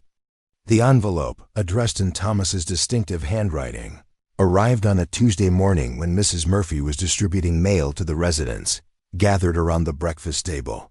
Eleanor's hands trembled as she recognized the script that had once covered the margins of reform proposals and social justice manifestos. She excused herself quickly, claiming a headache, and retreated to her room where she could examine the letter in privacy. The return address showed no name, only a Boston post office box, suggesting that Thomas had taken precautions to avoid having his correspondence traced back to him. Eleanor's heart raced as she opened the envelope, uncertain whether she was more afraid of what the letter might contain or relieved that Thomas had somehow managed to find her. My dearest Eleanor, I pray this letter finds you well. Though I confess I am consumed with worry about your circumstances since your sudden departure from Newport. Mrs. Thornfield informed the family that you had left to care for a dying aunt in Vermont, but my inquiries in that region have yielded no trace of you or any relative matching the description you provided. Please understand that I mean no intrusion into your privacy, but your disappearance has caused me considerable distress. The engagement party proceeded as planned, though I found myself searching the crowd for your face among the servants, hoping against hope that you had returned without my knowledge. I have reason to believe you are in Boston, based on inquiries I have made through various channels. If this letter reaches you, please know that I am prepared to offer whatever assistance you may require. My feelings for you have not diminished, nor has my desire to ensure your welfare and happiness. I will be in Boston on business matters during the third week of November. If you are willing to see me, please send word to the address above. If you prefer to maintain your silence, I will respect your wishes, trouble you no further. With enduring affection and concern. Thomas. Eleanor read the letter 3 times, each reading revealing new layers of meaning that left her emotions in chaos. Thomas's genuine concern for her welfare was evident in every line, yet his persistent efforts to locate her suggested a level of attachment that could prove dangerous for both of them. His mention of the engagement party brought back all the pain of their final conversation, the impossibility of their situation made more acute by the knowledge that he was now formally committed to marrying Victoria Ashford. Most disturbing was his apparent awareness that she was in Boston, suggesting that his search for her had been more thorough and successful than she had imagined possible. If Thomas could locate her, others might follow. Mrs. Thornfield, perhaps, or members of the Blackwood family who might take a dim view of their son's continued interest in a former servant. Eleanor's immediate instinct was to ignore the letter completely, to maintain the protective silence she had built around her new identity. Yet the loneliness that had been her constant companion since leaving Newport made the prospect of seeing Thomas again almost irresistibly appealing. She missed not just their romantic connection, but their intellectual partnership, the way he had valued her thoughts and insights in a world that generally dismissed women's contributions to serious discussions. Eleanor recognized the tone in his voice, the slightly self-conscious idealism of someone trying to convince himself as much as his audience. She had heard it before in their library conversations when Thomas would propose reforms that sounded admirable in theory but ignored the complex realities of implementation. You're romanticizing poverty, Thomas. The noble struggle of the working classes, the purity of living without privilege. These are attractive concepts when viewed from the security of wealth. But I've lived on both sides of that divide now. And I can tell you that there's nothing noble about wondering where your next meal will come from, or whether you'll have a roof over your head next month. Her words struck home with more force than she had intended, and Eleanor saw Thomas recoil slightly as if she had slapped him. She immediately regretted the harshness of her tone, understanding that his offer, however impractical, had been motivated by genuine love and a desire to take responsibility for their situation. "I'm sorry," she said, reaching across the table to touch his hand briefly. "I don't mean to dismiss your feelings or your willingness to sacrifice for our child. But I've spent the last 6 months learning to survive on my own, and that experience has made me perhaps overly cautious about romantic gestures that might not withstand the test of practical reality." Thomas stared into his coffee cup as if seeking answers in its dark depths. "Then what do you propose?" "That I return to Newport, marry Victoria Ashford as planned, and pretend that our child doesn't exist. That I live the rest of my life knowing that somewhere you're struggling to raise my son or daughter alone." The anguish in his voice broke Eleanor's heart, but she forced herself to consider the question seriously rather than simply responding to his emotional appeal. She had indeed been prepared to raise their child alone, to create a life built on the fiction of her widowhood and the modest income she could earn through her work. It would not be easy, but it was survivable. "I've established a life here," she said carefully. "A respectable position, lodging with good people, a community where I'm accepted. My employer believes me to be a widow, which explains my condition without scandal. When the child is born, I'll be able to continue working while arranging care through the other women at the boarding house." "And what about love?" Thomas asked quietly. "What about the fact that you and I care for each other, that our child deserves to know both parents? Can you really dismiss all of that for the sake of respectability and financial security?" Eleanor felt tears threatening and fought them back, understanding that any display of emotion in this public place would draw unwanted attention. "Love is a luxury that people in my position can rarely afford," she said, though the words felt like broken glass in her throat. "I love you, Thomas. I've loved you since those first evenings in your father's library, when you treated me like an intellectual equal rather than just another servant. But love doesn't pay rent or buy food or provide security for a child." "It could," Thomas insisted, his voice growing urgent again. "Eleanor, there are places where we could go, where my family name wouldn't matter and your past wouldn't follow us. We could start fresh, build something together. California, perhaps, or one of the Western territories where society is less rigid and people are judged more by their actions than their ancestry." The vision he painted was seductive, a life together on the frontier, free from the social constraints that had made their love seem impossible. Eleanor allowed herself to imagine it for a moment, waking up beside Thomas each morning, raising their child together, building a life based on mutual respect and genuine partnership, rather than the artificial hierarchies that had separated them. But even as the fantasy took shape in her mind, Eleanor's practical nature began identifying the flaws in Thomas's romantic vision. "And how would we support ourselves in this Western paradise?" she asked. "What skills do you have that would be valuable in frontier communities?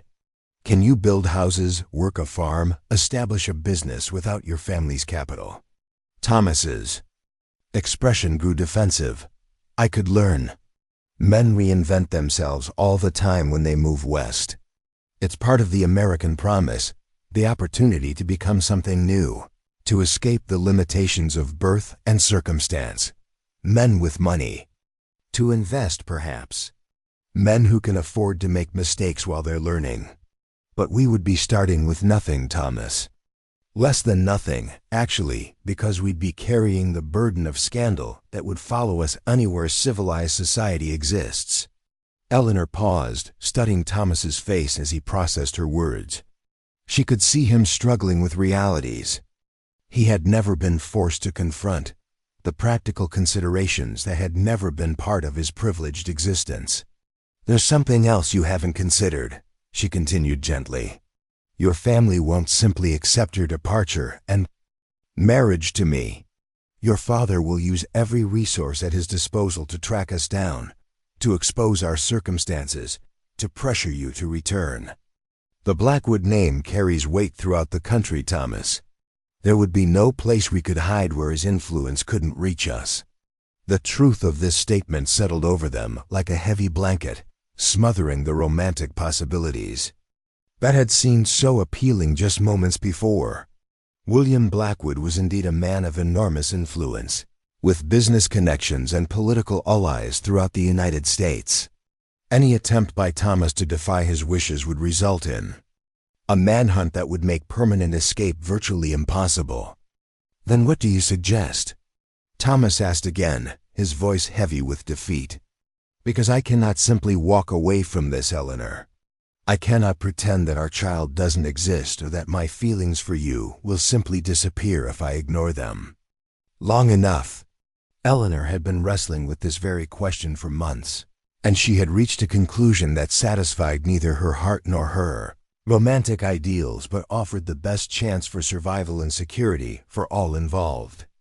"I suggest that you return to Newport and marry Victoria Ashford," she said, her voice steady despite the pain each word caused her.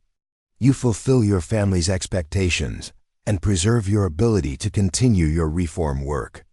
In return, you provide financial support for our child, not as acknowledgement of paternity, but as charity to a struggling widow you encountered during your business travels." Thomas stared at her in shock. "You're asking me to pay you to keep silent about our child? To treat you like some kind of mistress or kept woman?" "I'm asking you to be practical," Eleanor replied firmly. "This arrangement protects everyone involved. Your reputation remains intact, my fictional widowhood is supported by evidence of your financial assistance, and our child receives the support he or she deserves without the stigma of illegitimate birth. And what about us? What about our feelings for each other?" Eleanor felt her heart breaking as she gave the only answer that made sense. "We forget about us. We accept that some dreams are too expensive to pursue and focus on doing what's best for the innocent life that depends on our decisions." Thomas pushed back from the table so abruptly that his chair scraped loudly against the wooden floor, drawing glances from other patrons. "I can't accept that," he said, his voice tight with suppressed emotion. "There has to be another way, a solution that doesn't require us to sacrifice everything meaningful for the sake of social convention." Eleanor watched him struggle with the same realities that had tormented her for months, the impossible choice between love and responsibility, between personal happiness and practical survival. She had already fought this battle within herself and emerged with a clear, if painful, understanding of what was possible and what was not. "There is no other way," she said quietly. "At least none that doesn't risk destroying all of us, including our child." Thomas sat in silence for several minutes, his hands wrapped around his coffee cup as if seeking warmth from its contents. Eleanor could see him processing her proposal, weighing it against the romantic alternatives that his heart preferred, but his mind was beginning to recognize as impractical. "How much?" he asked finally, his voice barely above a whisper. "Enough to ensure that the child receives proper care, education, and opportunities. Enough to allow me to work less during his or her early years and provide the kind of attention that every child deserves." I meant, how much will this arrangement cost me personally? How much of my soul am I selling by agreeing to pretend that my own child is nothing more than a charity case? Eleanor felt tears she could no longer suppress beginning to slide down her cheeks. "The same amount it's costing me to propose it," she whispered. "Everything that matters." "Why didn't you tell me?" he asked finally, his voice rough with emotions he was struggling to control. "Why did you run away instead of coming to me?" Eleanor turned to meet his gaze directly, seeing in his eyes the same mixture of love and desperation that had characterized their relationship from its beginning. "Because there was nothing you could do that wouldn't destroy both our lives. Your engagement, your family's reputation, your entire future, all of it would have been sacrificed for a scandal that would have benefited no one. That should have been my choice to make." "No," Eleanor said firmly, her voice carrying a strength that surprised them both. It should have been my choice, and I made it. I chose to protect the child I'm carrying, to find a way to provide for its future without destroying yours. Thomas reached for her hands, his touch sending familiar jolts of connection through Eleanor's carefully maintained defenses. Our child, he corrected gently. And my future means nothing if it doesn't include the people I love. The words hung between them like a bridge across the impossible gap that separated their worlds, offering possibilities that Eleanor had forced herself to stop imagining. Yet even as her heart responded to Thomas's declaration, her mind cataloged the practical impossibilities that made such love a luxury neither of them could afford. What are you proposing? Eleanor asked, though she feared she already knew the answer. Thomas's response would determine not just their immediate future, but the fate of the child who represented both the greatest joy and the most dangerous complication either of them had ever faced. Thomas's words echoed in the cold November air as he gripped Eleanor's hands with desperate intensity. I'll break the engagement, he said, his voice carrying the conviction of a man who had finally found clarity in chaos. I'll tell my father that I cannot marry Victoria Ashford, that my heart and my honor belong elsewhere. Eleanor felt her breath catch at the magnitude of what he was proposing. She had imagined this moment countless times during her solitary nights at Mrs. Murphy's boarding house, but the reality of Thomas offering to sacrifice everything for her and their child was both thrilling and terrifying. You don't understand what you're saying, Eleanor whispered, pulling her hands free from his grasp. The scandal alone would destroy your family's reputation. Your father's business relationships with the Ashfords, the social connections that your engagement represents, all of it would be lost. And for what? To marry a former servant who carries your illegitimate child. Thomas stood abruptly, pacing the small area in front of their bench like a caged animal seeking escape. You speak of scandal and reputation as if they matter more than human lives, more than love, more than the child you're carrying. My child, Eleanor. Our child deserves a father who acknowledges him, who provides for him, who gives him a name that means something in this world. The passion in his voice drew the attention of a well-dressed couple walking past, and Eleanor felt the familiar terror of unwanted scrutiny. Lower your voice, she hissed, acutely aware that their conversation could be overheard by anyone passing through the garden. This is exactly why your proposal is impossible. We can't even have a private conversation without risking exposure. Thomas returned to the bench, though his agitation remained visible in the tension of his shoulders and the way his hands clenched and unclenched as he spoke. Then we'll go somewhere we can speak freely. I've taken rooms at the Parker House for the week. We could. I will not go to your hotel room, Eleanor interrupted, scandalized by the suggestion. Whatever you may think of my current circumstances, I have not lost all sense of propriety. The hurt that flashed across Thomas's features made Eleanor immediately regret the sharpness of her response. She understood that his suggestion had been born of desperation rather than any intention to compromise her further, but the weight of maintaining her fictional respectability had made her hypersensitive to any situation that might threaten her carefully constructed reputation. I apologize, Thomas said quietly. I didn't mean to suggest anything inappropriate.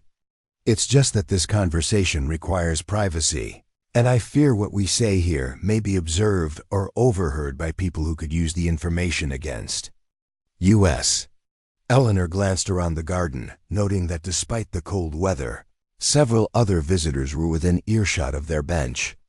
A fashionably dressed woman reading a book on a nearby seat, two gentlemen engaged in animated discussion near the pond, a nurse pushing a pram along the walking path.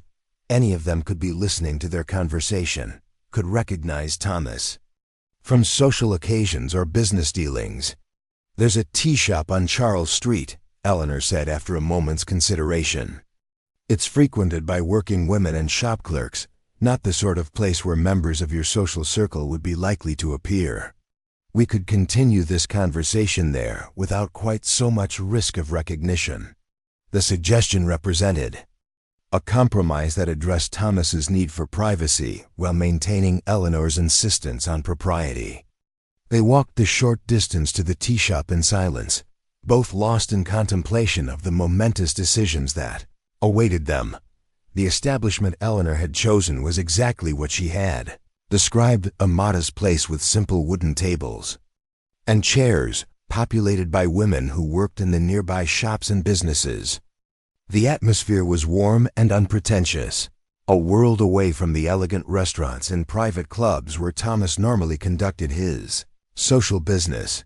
They selected a table in the back corner, where their conversation would be masked by the general chatter of other patrons and the clatter of dishes from the kitchen.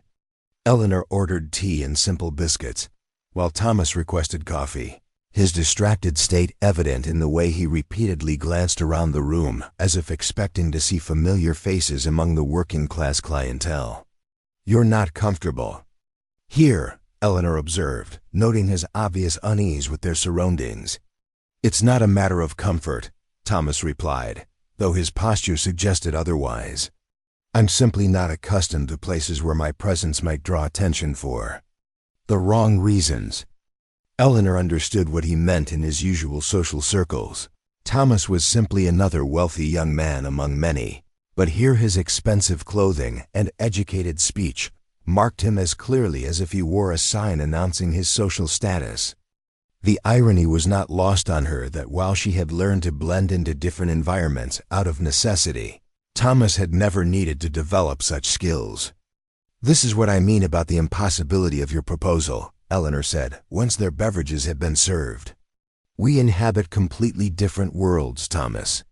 Even this simple conversation in a modest tea shop makes you uncomfortable. How? Do you imagine we could build a life together when you can't even relax in the environment where I now belong?" Thomas leaned forward across the small table, his voice intense despite his effort to keep it low. "I would learn to adapt. People change, Eleanor.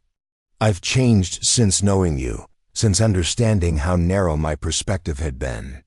If marrying you means leaving behind the social circles that make me uncomfortable anyway, perhaps that's not the sacrifice you imagine it to be."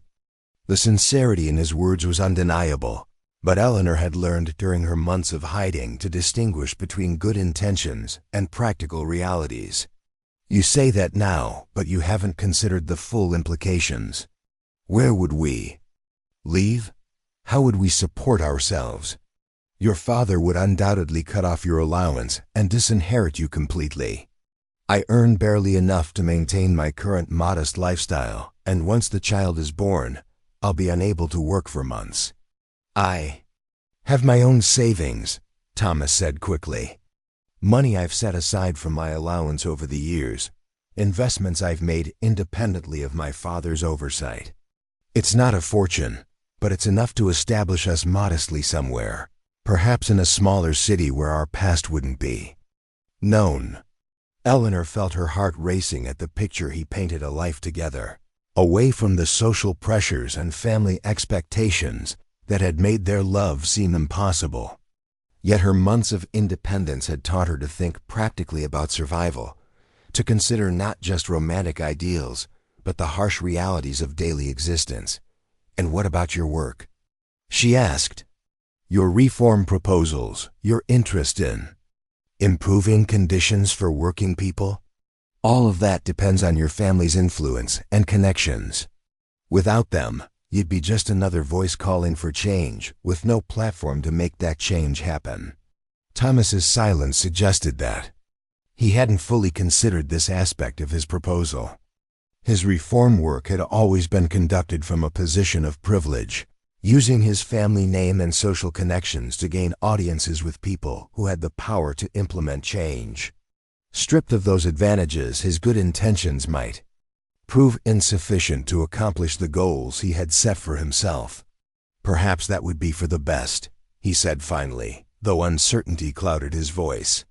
"Maybe I've been approaching these issues from the wrong direction, trying to work within a system that's fundamentally corrupt, rather than standing outside it and speaking truth without compromise. They sat in silence after that, both understanding that they had reached the end of their conversation and the end of their dreams. The practical arrangement Eleanor had proposed would solve their immediate problems while destroying any hope of genuine happiness for either of them. But as Eleanor watched Thomas struggle with the decision, she felt a growing certainty that she was choosing the only path that offered security and respectability for their child. Love might be a luxury she couldn't afford, but she could ensure that her son or daughter grew up with opportunities that would otherwise be impossible. "I need time to think," Thomas said finally, rising from the table with obvious reluctance. "Of course, but don't take too long. Every day we delay makes the situation more complicated and dangerous." Thomas nodded, leaving money on the table to cover their beverages. "How can I contact you when I've made my decision?" Eleanor gave him the address of Mrs. Murphy's boarding house, understanding that this information represented a final surrender of her carefully guarded privacy. "Ask for Mrs. Eleanor Hartwell. And Thomas? Whatever you decide, please remember that I never intended for any of this to happen. I never meant to complicate your life or create problems for your family." "I know," he said softly. "And Eleanor? Whatever happens, I want you to know that loving you has been the most real thing in my entire life. If I agree to your proposal, it won't be because I don't care. It will be because I care too much to risk destroying you and our child for the sake of my own desires." After he left, Eleanor sat alone at the small table for nearly an hour, watching the other women come and go with their simple problems and uncomplicated lives. She envied them their straightforward existence, their freedom from the impossible choices that had defined her recent months. When she finally returned to Mrs. Murphy's boarding house, Eleanor felt as if she had aged years in the space of a single afternoon. The conversation with Thomas had clarified her situation in ways that were both liberating and devastating, forcing her to confront realities she had been avoiding while simultaneously offering hope for a secure future for her child. That evening, as she lay in her narrow bed, listening to the sounds of Boston settling into night around her, Eleanor allowed herself to imagine the life she and Thomas might have built together under different circumstances. A home filled with books and ideas, children who grew up knowing they were loved by both parents, a partnership based on mutual respect and shared values. But such dreams belonged to a different world, one where class barriers didn't exist and love could triumph over social convention. In the real world of 1923 America, Eleanor's practical proposal offered the best possible outcome for an impossible situation. The next morning brought a letter that would change everything. Eleanor thought she knew about her carefully constructed future. The letter that arrived at Mrs. Murphy's boarding house on Wednesday morning bore an elegant Newport postmark and handwriting that Eleanor didn't recognize. Her hands trembled as she accepted the cream-colored envelope from Mrs. Murphy, who had climbed the stairs personally to deliver what she clearly recognized as correspondence of unusual importance. "Looks official, dear," Mrs. Murphy observed, her Irish accent thickened by curiosity. "Nothing troubling, I hope?" Eleanor forced a smile that felt more like a grimace. "Just business correspondence, I'm sure. Thank you for bringing it up." But as soon as Mrs. Murphy's footsteps faded down the hallway, Eleanor's composure cracked.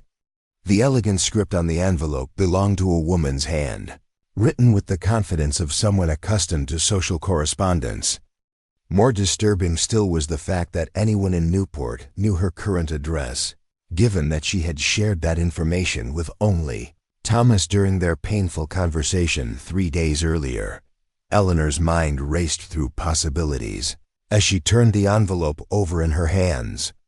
Had Thomas betrayed her confidence despite his promises? Had someone discovered their meeting in the public garden and traced her identity through observation and investigation?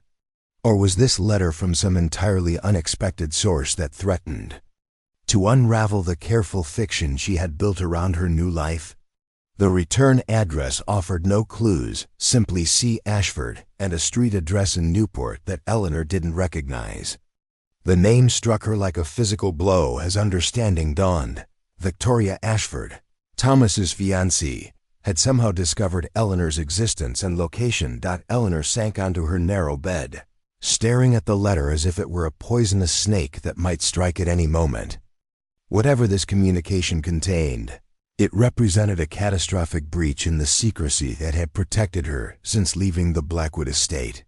If Victoria Ashford knew about Eleanor, how many others shared that dangerous knowledge? With shaking fingers, Eleanor broke the wax seal and unfolded the thick paper that bore the Ashford family crest. The letter was brief, but its implications were staggering. My dear Miss Hartwell, I trust you will forgive the liberty I take in writing to you directly, but circumstances have made it necessary for us to communicate regarding matters of mutual concern. I have recently become aware of your previous employment in the Blackwood household and your current situation in Boston. I believe we share certain interests that might be better served through cooperation rather than the secrecy that has thus far characterized your circumstances. Would you be willing to meet with me this Saturday afternoon at the Hotel Vendôme in Boston? I shall be in the city on family business and could make myself available at 3 o'clock in the hotel's tea room. Assure you that this meeting would be conducted with complete discretion and that your privacy would be respected regardless of your decision regarding my proposal. However, I believe you would find our conversation mutually beneficial. Please send a word to the address above if you are willing to accept my invitation. Most sincerely, Victoria C. Ashford. Eleanor read the letter 3 times, each reading revealing new layers of threat and possibility. Victoria Ashford's tone was polite, but carried undertones of knowledge that made Eleanor's blood run cold. The phrase, your current situation, suggested that Thomas's fiancé was aware, not just of Eleanor's location, but of her pregnancy information that could destroy Eleanor's carefully constructed identity as a respectable widow. Yet the letter's invitation to cooperate rather than fight suggested that Victoria might be seeking alliance rather than warfare. Eleanor tried to imagine what possible benefit their meeting could offer to both women, but her mind kept returning to the fundamental impossibility of their situation. They were rivals for the same man's affection, positioned on opposite sides of a social divide that made any genuine cooperation seem impossible. Eleanor's first instinct was to ignore the letter completely, to maintain the protective silence that had served her well since leaving Newport. But as she considered her options, practical realities began to outweigh emotional preferences. If Victoria Ashford had discovered Eleanor's secret, she possessed information that could destroy Eleanor's reputation and livelihood with a few well-placed words. Meeting with Thomas's fiancé might be the only way to understand the full extent of the threat, and possibly negotiate some form of protection. The next 3 days passed in a haze of anxiety and speculation as Eleanor wrestled with her decision. Her work at the Boston Women's Educational Association suffered from her distraction, and Mrs. Whitman expressed increasing concern about Eleanor's pale complexion and obvious nervousness. "My dear, you've seemed quite troubled lately," Mrs. Whitman observed during one of their morning conferences. "Perhaps you would benefit from a few days of rest?" Dr. Harrison mentioned just yesterday that she's seen several cases of nervous exhaustion among young women this season. Eleanor managed to deflect her employer's concern with vague references to the approaching winter and anniversary of her husband's death, but she understood that her emotional state was becoming increasingly difficult to hide. The pregnancy itself was now impossible to conceal from anyone who observed her closely, and Eleanor had taken to wearing her loosest clothing while avoiding social situations that might invite unwanted scrutiny. On Friday evening, Eleanor finally composed her response to Victoria Ashford's invitation, a brief note accepting the meeting while attempting to maintain some semblance of dignity in what was clearly a powerless position. Miss Ashford, I will meet with you as requested on Saturday afternoon at the Hotel Vendôme. I confess myself curious about the nature of your proposal and hope that our conversation will indeed prove mutually beneficial. Eleanor Hartwell's Saturday morning dawned clear and cold, with the kind of crystalline November light that made Boston's architecture appear sharp-edged and unforgiving. Eleanor dressed with particular care, choosing her most respectable outfit while ensuring that her pregnancy remained as concealed as possible. The Hotel Vendôme represented the pinnacle of Boston society, and Eleanor understood that her appearance would be scrutinized by staff and guests who were experts at identifying social imposters. The hotel's opulent lobby overwhelmed Eleanor with its marble columns, crystal chandeliers, and Persian rugs that probably cost more than she would earn in several years. She felt like an actress playing a role for which she was woefully unprepared. But she forced herself to walk with confidence toward the tea room where her fate would be decided. Victoria Ashford was already seated at a corner table when Eleanor arrived, and her appearance struck Eleanor like a physical blow. Thomas's fiancée was everything Eleanor was not: blonde, where Eleanor was auburn-haired, petite where Eleanor was tall, and possessed of the kind of delicate beauty that men of Thomas's class were trained to admire. More importantly, Victoria carried herself with the unconscious confidence of someone who had never doubted her place in the world. "Miss Hartwell," Victoria said, rising gracefully as Eleanor approached the table. "Thank you so much for agreeing to meet with me. Please, do sit down." Eleanor settled into the indicated chair, acutely aware of her own nervous tension in contrast to Victoria's polished composure. The tea service was already arranged on the table: delicate china cups, silver spoons, and small cakes that represented the kind of refined refreshment Eleanor had served countless times but rarely enjoyed herself. "I must confess, Miss Ashford, that I'm somewhat bewildered by your invitation.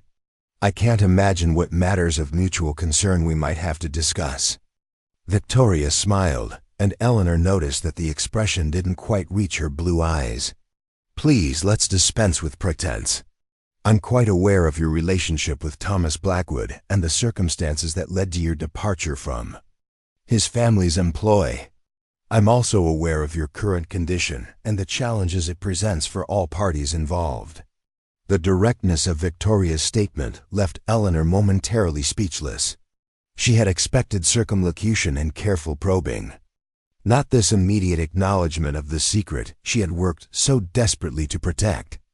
"I'm not sure what you mean," Eleanor managed to say, though her voice lacked conviction. "Miss Hartwell, I have no desire to humiliate either of us with unnecessary deception. My family's private investigators are quite thorough, and your recent meeting with Thomas in the public garden was observed and reported. The nature of your relationship and its consequences are no longer matters of speculation." Eleanor felt the walls of her carefully constructed new life crumbling around her. If Victoria's investigators had been watching Thomas, they had undoubtedly documented every detail of his search for Eleanor and their emotional reunion. The privacy that Eleanor had believed protected her in Boston was revealed to be an illusion. "What do you want?" Eleanor asked. Abandoning any pretense of ignorance, Victoria poured tea for both of them with the practiced grace of someone who had presided over countless such social occasions. "I want what you want, Miss Hartwell, a resolution to this situation that protects everyone involved while ensuring the best possible outcome for the innocent parties." "And what outcome would that be?" "Thomas's marriage to me, as planned. Your continued residence in Boston with adequate financial support to raise your child in comfort and respectability. And most importantly, the preservation of reputations and social standing that protect all our futures." Eleanor stared at Victoria, trying to process the implications of what she was hearing. Thomas's fiancée was not only aware of Eleanor's pregnancy but was apparently prepared to accept it as a manageable complication rather than an insurmountable obstacle. "You would marry a man who carries on with servants and fathers illegitimate children?" Eleanor asked, her voice sharp with Disbelief. Victoria's smile became more genuine, tinged with what might have been sympathy. Miss Hartwell, I fear you have a rather romantic view of marriage among families of our social standing. Love, while pleasant when it occurs, is rarely the primary consideration in such arrangements. Thomas and I are well suited in terms of family connections, financial interests, and social compatibility. His previous emotional entanglements need not prevent us from building a successful partnership. The casual way Victoria dismissed Eleanor's relationship with Thomas as a mere emotional entanglement stung more than Eleanor had expected. Yet she found herself grudgingly admiring the other woman's practical approach to a situation that had seemed impossibly complex. And you believe Thomas will simply accept this arrangement? That he'll abandon his feelings for me and our child to marry you as if nothing has happened? I believe Thomas is fundamentally a practical man who understands his obligations to his family and his position in society. Yes, he has developed an attachment to you that complicates matters, but such attachments often fade when confronted with the realities of maintaining them. Victoria paused to sip her tea, her blue eyes studying Eleanor's face with calculating intensity. Thomas has led a sheltered life, Miss Hartwell. His progressive ideas and romantic notions about love conquering social barriers are the luxuries of someone who has never faced genuine hardship. When confronted with the actual difficulties of supporting a family without his father's backing, of being ostracized from the only society he has ever known, I believe he will choose the path of least resistance. Eleanor felt a surge of anger at Victoria's dismissive assessment of Thomas's character, but she forced herself to consider the possibility that her rival might be correct. Thomas's passionate proposal to sacrifice everything for their love had been moving, but it had also revealed his lack of understanding about the practical realities of the life he was offering. And if he doesn't choose that path? If he insists on breaking your engagement to acknowledge our child? Victoria's expression hardened almost imperceptibly. Then he will discover that the consequences of such a choice extend far beyond his personal circumstances. My family's business interests are closely connected to the Blackwoods, Miss Hartwell. A public scandal of this nature would damage more than just reputations. It would threaten financial arrangements that employ thousands of workers and affect business partnerships throughout New England. The threat was subtle but unmistakable. Victoria was not simply protecting her own romantic interests but defending a complex web of economic relationships that would be endangered by Thomas's defection. Eleanor began to understand that she was not just competing with one woman for Thomas's affection but challenging an entire social and economic system that had a vested interest in maintaining the status quo. What exactly are you proposing? Eleanor asked, though she suspected she already knew the answer. I propose that you convince Thomas to honor his engagement to me. In return, I will ensure that you receive generous financial support for yourself and your child support that will allow you to maintain a comfortable lifestyle while pursuing whatever educational or professional goals you might have. Victoria reached into her purse and withdrew an envelope that she placed on the table between them. This contains a bank draft for $500 as an immediate demonstration of good faith. If you agree to my proposal, similar amounts would be provided quarterly for the next 20 years, ensuring that your child receives every advantage that wealth can provide. Eleanor stared at the envelope, understanding that it represented both salvation and damnation. The sum Victoria offered was more money than Eleanor could earn in 2 years of domestic service, enough to provide genuine security for herself and her child. Yet accepting it would mean convincing Thomas to abandon their love and condemn herself to a lifetime of living on the charity of his wife. You're asking me to sell my child's father for money, Eleanor said quietly. I'm asking you to be practical about an impossible situation. Thomas cannot marry you without destroying himself, his family, and potentially thousands of other people whose livelihoods depend on the business relationships his marriage to me would preserve. but he can ensure that you and your child live comfortable, respectable lives if you allow him to fulfill his obligations while maintaining a discreet connection to his responsibilities as a father. Victoria leaned forward slightly, her voice taking on a more personal tone. Miss Hartwell, I don't pretend to understand the emotions involved in your relationship with Thomas, but I do understand the realities of survival and the importance of securing one's future through practical means rather than romantic ideals. You have an opportunity to provide your child with advantages that would otherwise be impossible. Can you really reject that opportunity for the sake of principle? Eleanor felt tears threatening and fought them back, understanding that any display of emotion would be seen as weakness in this carefully controlled negotiation. Victoria's proposal offered everything Eleanor had hoped to achieve through her own sacrifice, but with the additional security of official sanction and ongoing support. What guarantees do I have that these payments would continue? What prevents you from cutting off support once Thomas is safely married and no longer poses a threat to your engagement? Victoria smiled, and this time the expression seemed genuinely warm. An excellent question, Miss Hartwell. I can see why Thomas found you intellectually stimulating. She withdrew another document from her purse, unfolding it carefully on the table. This is a legal trust document, established through my family's attorneys and funded with sufficient capital to generate the quarterly payments I mentioned.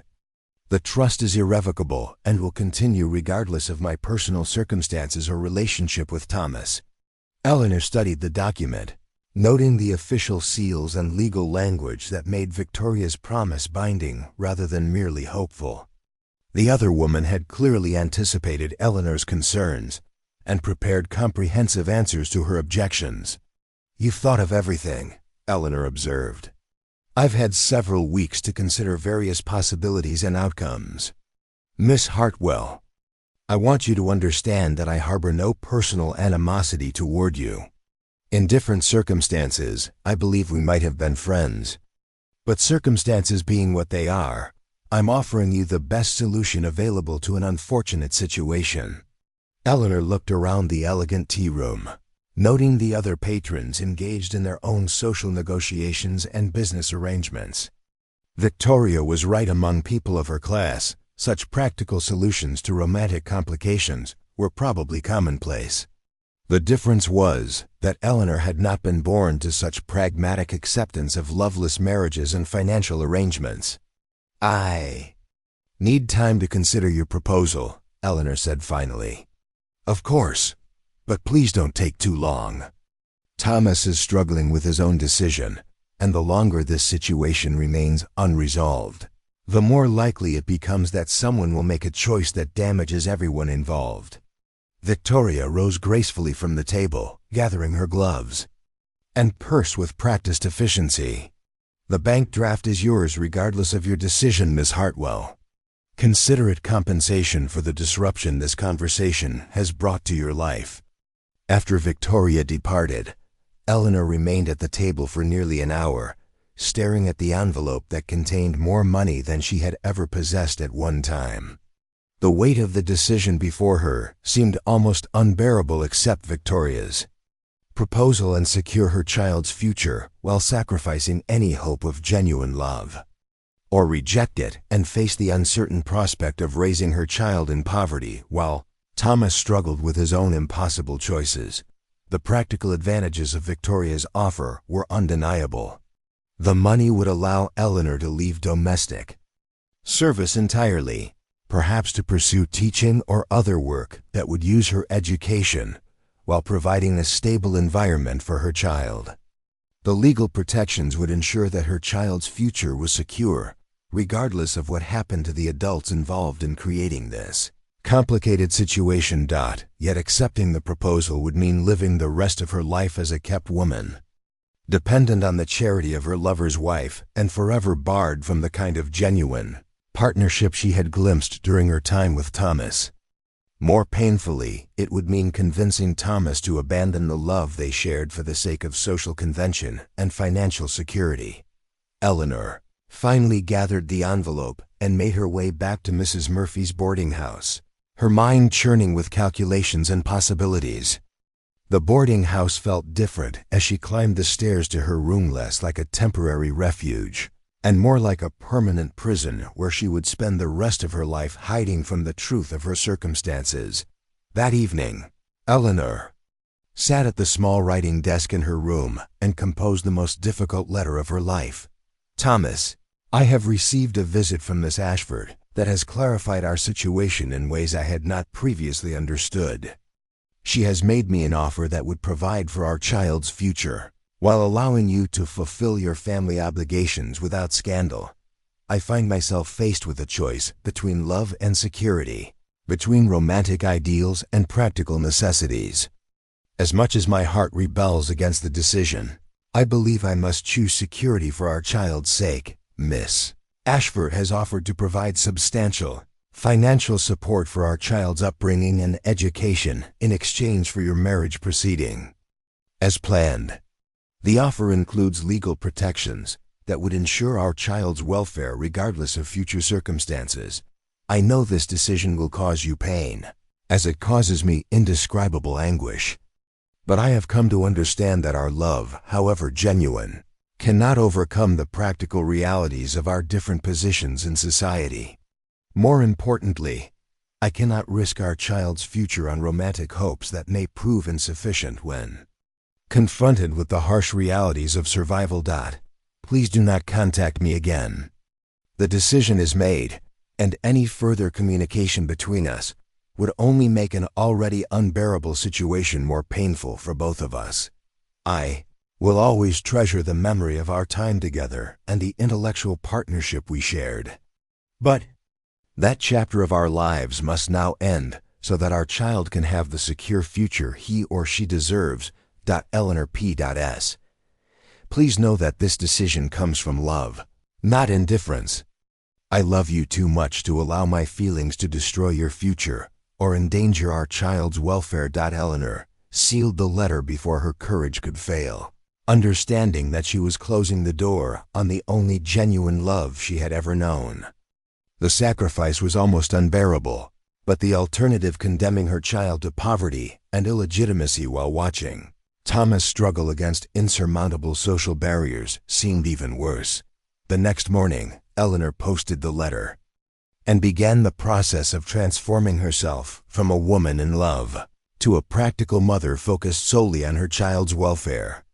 The transition would require her to bury the deepest parts of herself, but she had learned during her months of hiding that survival sometimes demanded the sacrifice of everything that made life worth living.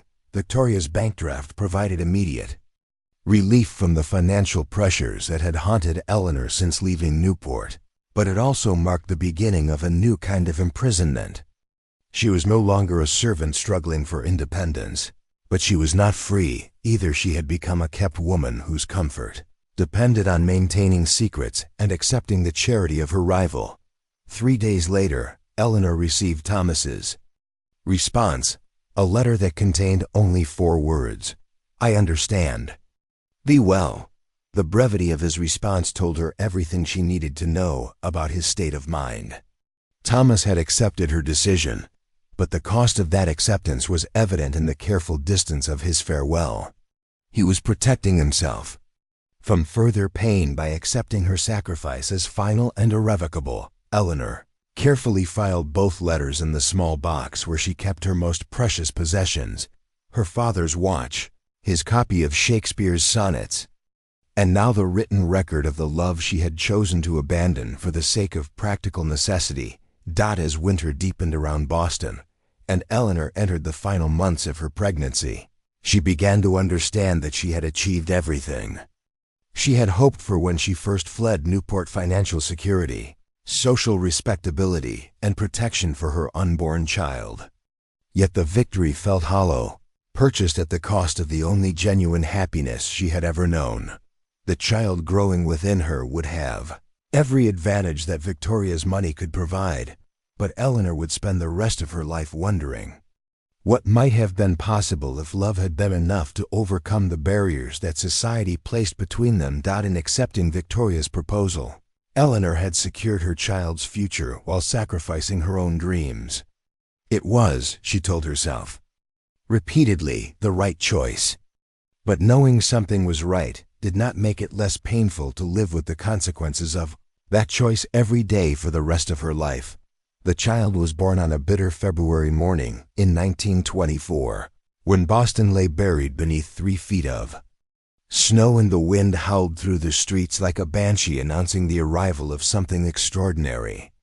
Eleanor had labored through the night in her small room at Mrs. Murphy's boarding house, attended by Dr. Sarah Chen, a Chinese-American physician, who had become one of the few medical professionals willing to treat unmarried women without judgment or excessive questions. Dr. Chen had been recommended by Mrs. Whitman, who had finally pieced together the truth about Eleanor's condition, but had chosen discretion over scandal.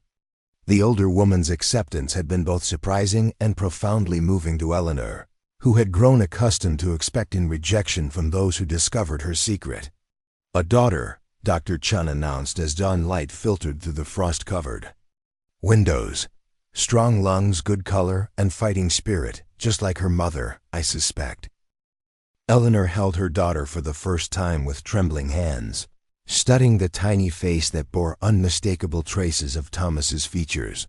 The same dark hair, the same aristocratic nose, the same intelligent eyes that seemed to take in the world with curious intensity. The child was beautiful beyond Eleanor's wildest dreams, perfect in every detail. And yet her very existence represented both the greatest joy and the most profound sorrow of Eleanor's life. "What will you name her?" Mrs. Murphy asked, tears streaming down her weathered cheeks as she witnessed the miracle of new life in her humble boarding house. Eleanor had spent months considering this question, understanding that her daughter's name would be the first gift she could give to the child who would never know her father's true identity. "Margaret," she said finally, "Margaret Rose Hartwell, after my grandmother, who taught me that strength could exist alongside grace." The name carried no trace of the Blackwood legacy, no hint of the aristocratic bloodline that flowed through the child's veins. Margaret would grow up believing herself to be the daughter of a railroad worker and a widow, her true parentage hidden beneath layers of protective fiction that Eleanor prayed would never be unraveled. Victoria's monthly payments arrived with clockwork precision, each envelope containing not just the promised funds but brief, cordial notes that kept Eleanor informed about developments in Newport society. The wedding had proceeded as planned in October, with Thomas and Victoria exchanging vows in a ceremony that newspapers described as the social event of the season.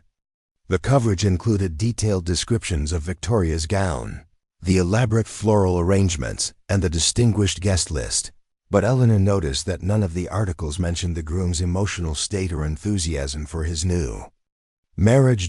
Eleanor read these reports with a mixture of relief and heartbreak, grateful that Thomas had chosen security over scandal while mourning the final death of the love they had shared. She carefully clipped and saved each article, creating a record of the life her daughter's father was living in the world they could never enter. As Margaret grew from infant to toddler, Eleanor found herself constantly amazed by the child's precocious intelligence and spirited personality. Margaret spoke early, walked early, and displayed an insatiable curiosity about the world around her. She demanded stories, asked endless questions, and showed particular fascination with the books that filled Eleanor's small room. "She's going to be brilliant," Mrs. Whitman observed during one of her visits to the boarding house. The older woman had become something of a grandmother figure to Margaret, bringing gifts and spending hours reading to the child while Eleanor worked. "That mind of hers is going to take her places, Eleanor. Mark my words." Eleanor treasured these predictions, while understanding the careful planning that would be required to fulfill them.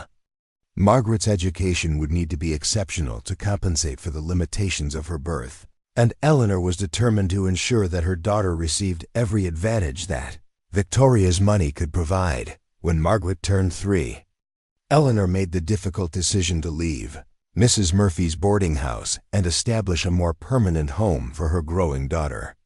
Using funds from Victoria's trust, she purchased a small house in Cambridge, near Harvard University, where Margaret could grow up surrounded by intellectual stimulation and educational opportunities. The house was modest but comfortable, with a small library that Eleanor carefully stocked with the finest children's books and classical literature. She wanted Margaret to grow up believing that books were treasures, that knowledge was power, and that a woman's mind could take her anywhere she chose to go. Eleanor's work had evolved as well. She had left her position at the Boston Women's Educational Association to establish herself as an independent scholar and tutor, working with wealthy families who wanted their children to receive the kind of classical education that was becoming increasingly rare in American schools. The work allowed her to use her intellectual gifts while maintaining the flexible schedule that motherhood required. Margaret's 4th birthday brought an unexpected visitor. Eleanor was in the garden behind their Cambridge house, watching Margaret chase butterflies among the spring flowers, when she noticed a well-dressed woman standing at the garden gate. The visitor was older than Eleanor remembered, with silver threading through her blonde hair and fine lines around her blue eyes. But Victoria Ashford Blackwood was still unmistakably beautiful. "Mrs. Hartwell," Victoria said quietly, her voice carrying none of the calculated coolness that had characterized their first meeting. "I hope you'll forgive the intrusion, but I found myself in Boston on business and wanted to see how you and Margaret were faring." Eleanor felt her pulse racing as she approached the gate, acutely aware that Margaret was playing just yards away from the woman who had helped orchestrate the secret that defined their lives. "Mrs. Blackwood," she replied formally. "This is unexpected." Victoria's eyes were drawn to Margaret, who had abandoned her butterfly pursuit to stare at the elegant stranger with unconcealed curiosity. "She's beautiful," Victoria whispered, and Eleanor heard genuine emotion in her voice. "She has Thomas's eyes."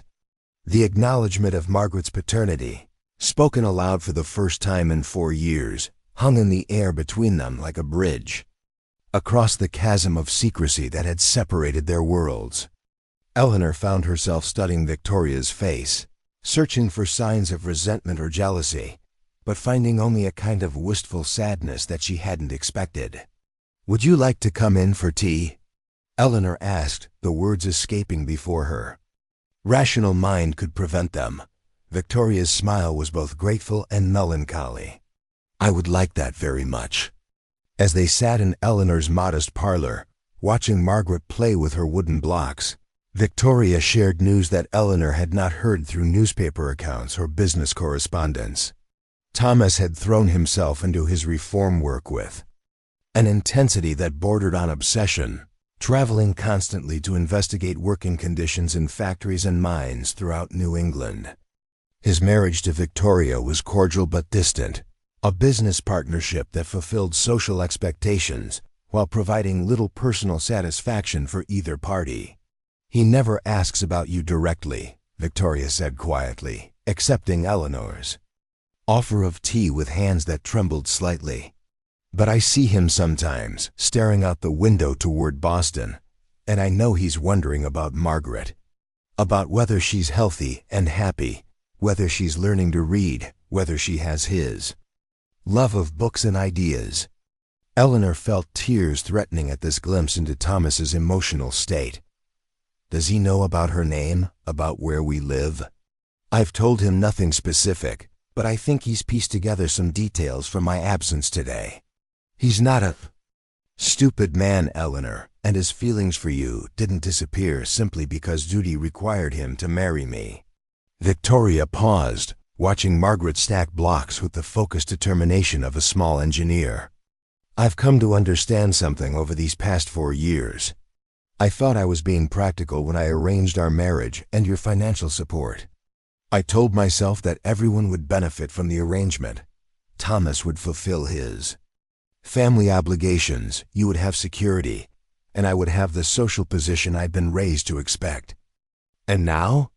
Eleanor asked, though she suspected she knew the answer. Now I realize that some things can't be neatly arranged according to social convenience. Thomas does his duty as a husband, but he's never looked at me the way he looked at you during your meeting in the public garden. And I find myself envying not your beauty or your education, but the fact that someone once loved you enough to consider sacrificing everything for you. The confession was so unexpected that Eleanor found herself speechless. Victoria Ashford Blackwood, the woman who seemed to possess everything that society valued, was admitting to envying the love that Eleanor had been forced to sacrifice. You have a good marriage, Eleanor said carefully. The newspapers speak of your charitable work together, your shared interests in reform causes. Victoria laughed, but the sound held no humor. We work well together, I'll grant you that.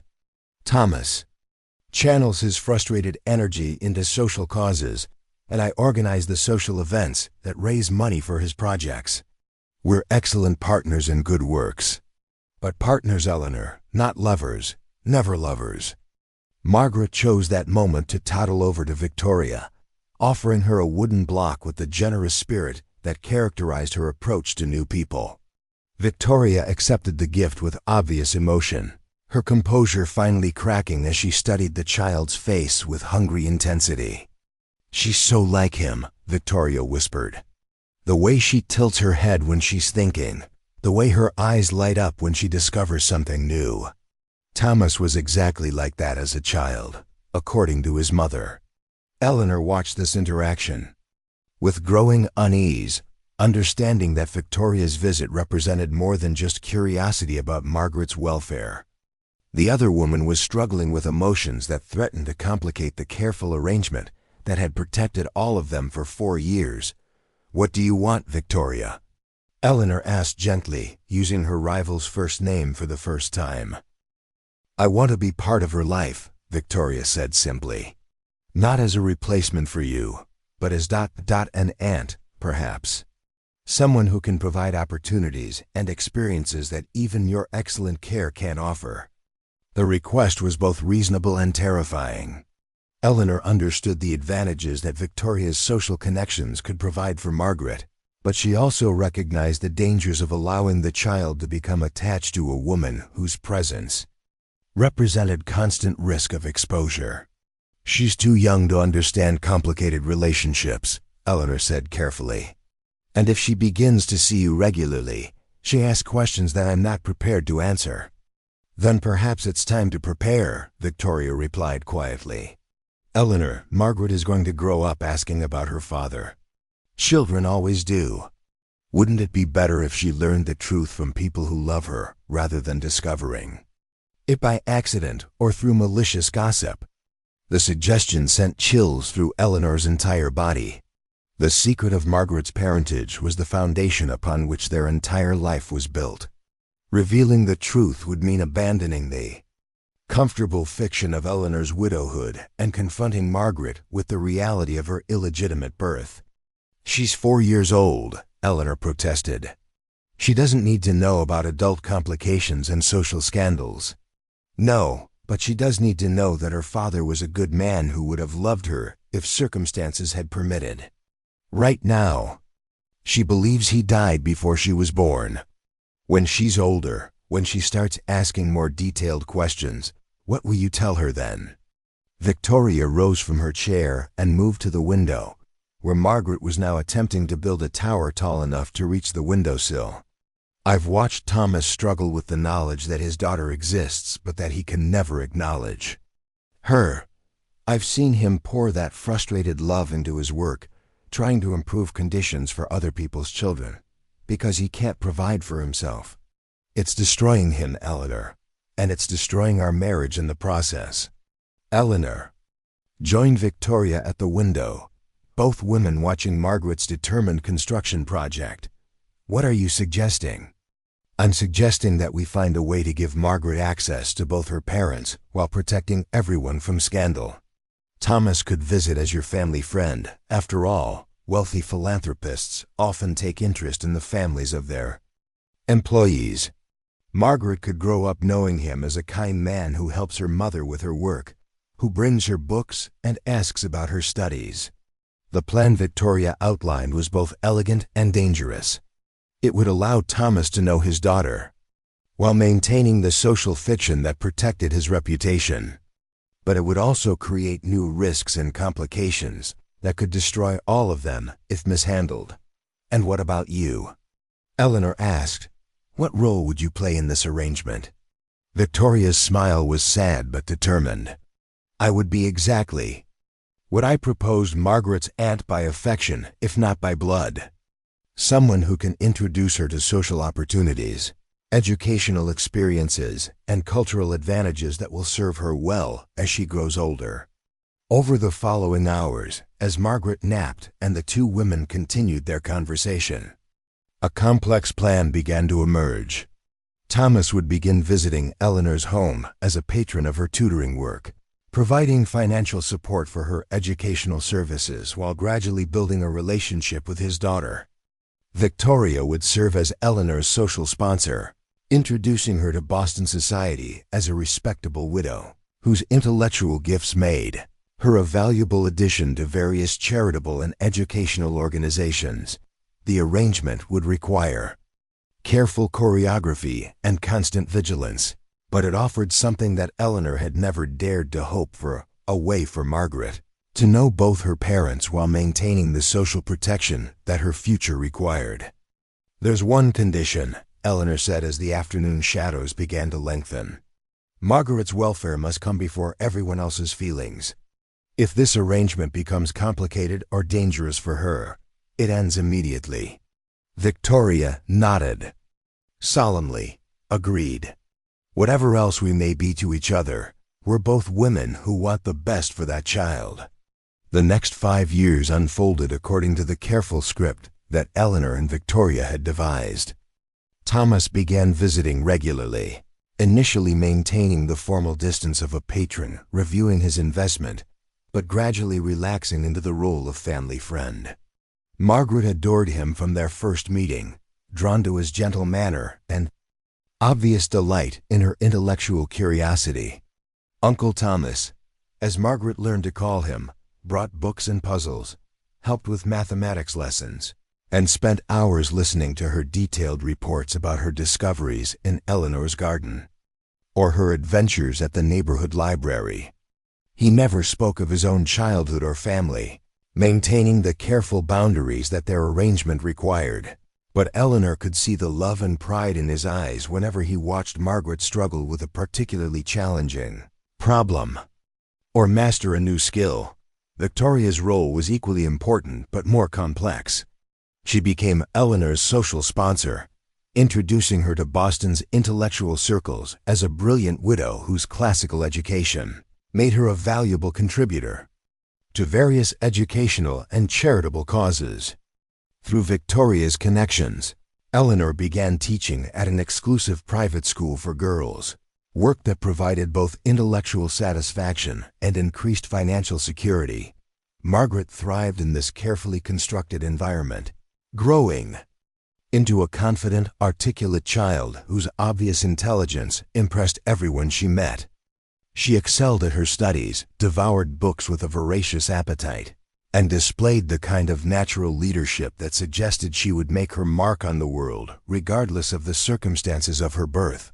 But as Margaret approached her 10th birthday, the careful balance that had protected their secret began to show signs of strain. Margaret was asking more sophisticated questions about her father's death, pressing for details about his personality and interests that Eleanor found increasingly difficult to provide without revealing the truth. More troubling still, Margaret had begun to notice the physical resemblance between herself and Uncle Thomas, commenting on their similar eye color and shared love of reading. "She's not a little girl anymore," Victoria observed during one of their private conversations. "She's developing the analytical skills that will eventually lead her to question the story we've constructed around her parentage." Eleanor had reached the same conclusion, though she was reluctant to admit it. Margaret's sharp mind was beginning to identify inconsistencies in the official version of her father's life and death. The child had inherited both her parents' intelligence and her father's particular gift for recognizing when important information was being withheld. The crisis came on a rainy Thursday afternoon in November 1934, when Margaret was helping Eleanor organize papers in the library. She had been sorting through old correspondence when she discovered the letters that Eleanor had saved from the newspapers covering Thomas and Victoria's wedding. "Mother," Margaret said quietly, holding up a photograph that showed Thomas and Victoria on their wedding day. "This is Uncle Thomas and Aunt Victoria, isn't it? But this says they were married in 1923, which means—" Eleanor felt her world tilting as Margaret's quick mind processed the implications of what she had discovered. The child was doing the mathematical calculation that would reveal the impossibility of Thomas being merely a family friend who had met them years after her birth. "Which means what, darling?" Eleanor asked, though she already knew what conclusion. Margaret was reaching. "Which means Uncle Thomas knew you before Father died. Before I was born." Margaret's green eyes, so like Thomas's, studied Eleanor's face with uncomfortable intensity. "Mother, who is my father really?"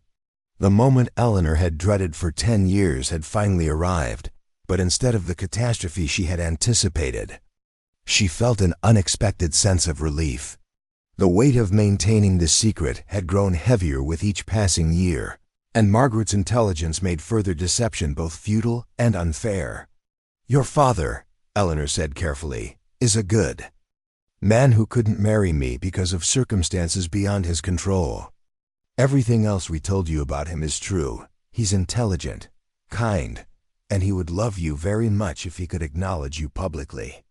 Margaret studied the wedding photograph with the intensity of a detective examining crucial evidence. "It's Uncle Thomas, isn't it? That's why he knows so much about books, and why he's always asking about my studies. That's why he looks sad sometimes when he thinks no one is watching."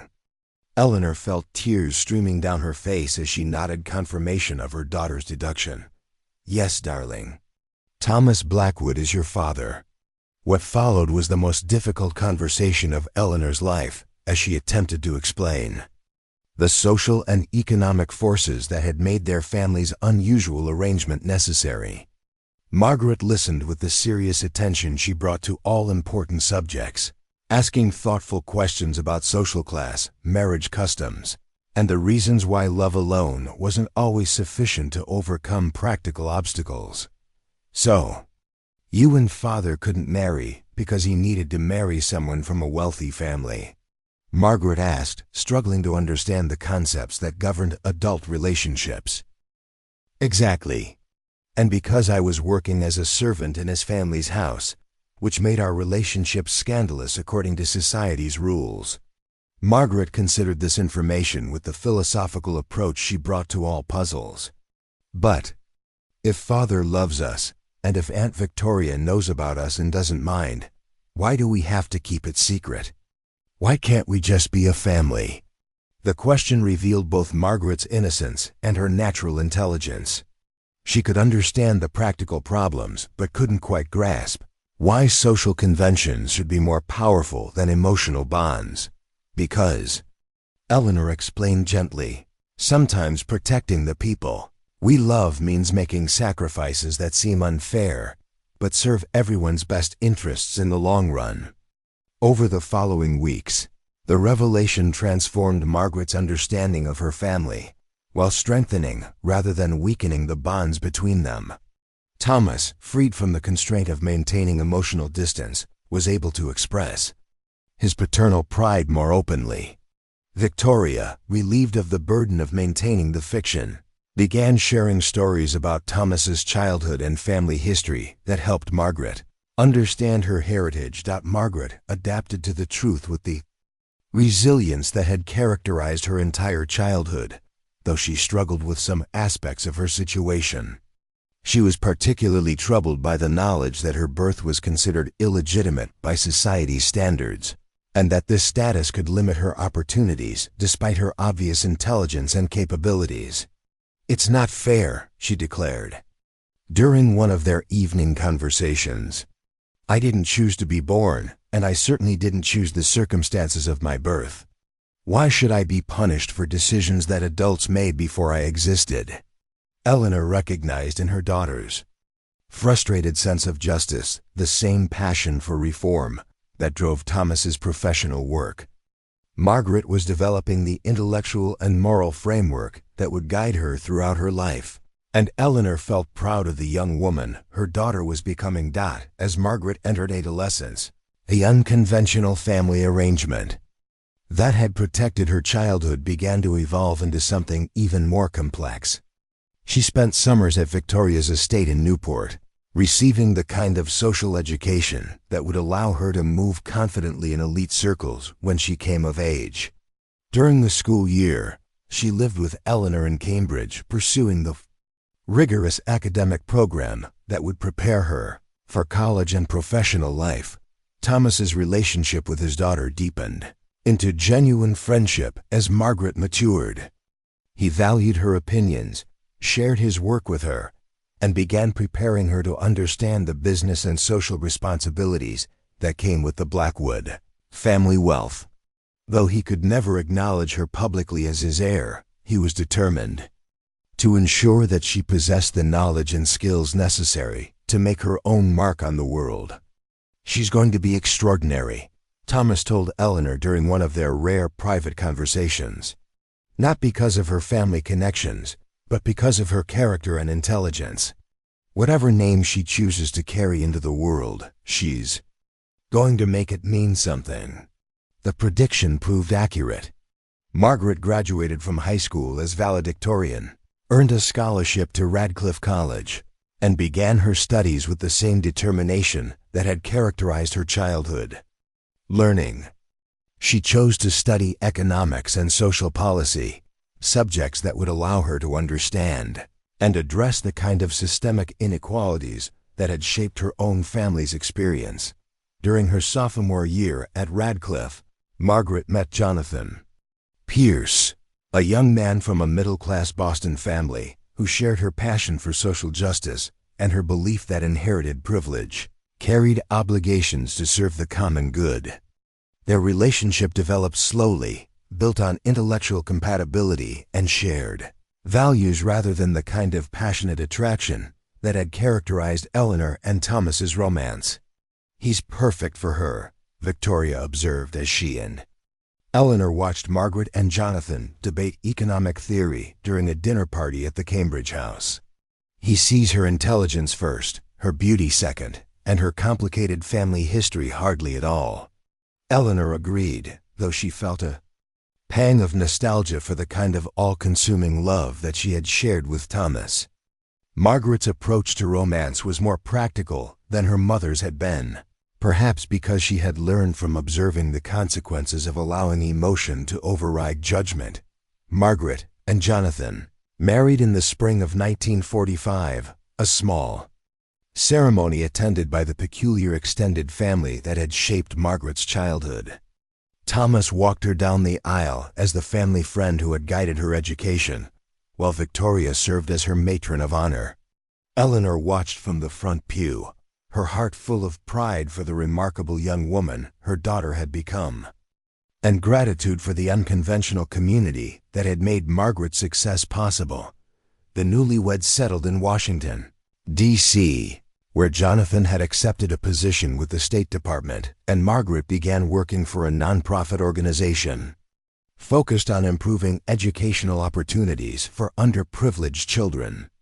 Their work brought them into contact with policymakers and social reformers, and Margaret quickly established herself as a thoughtful advocate for systemic change.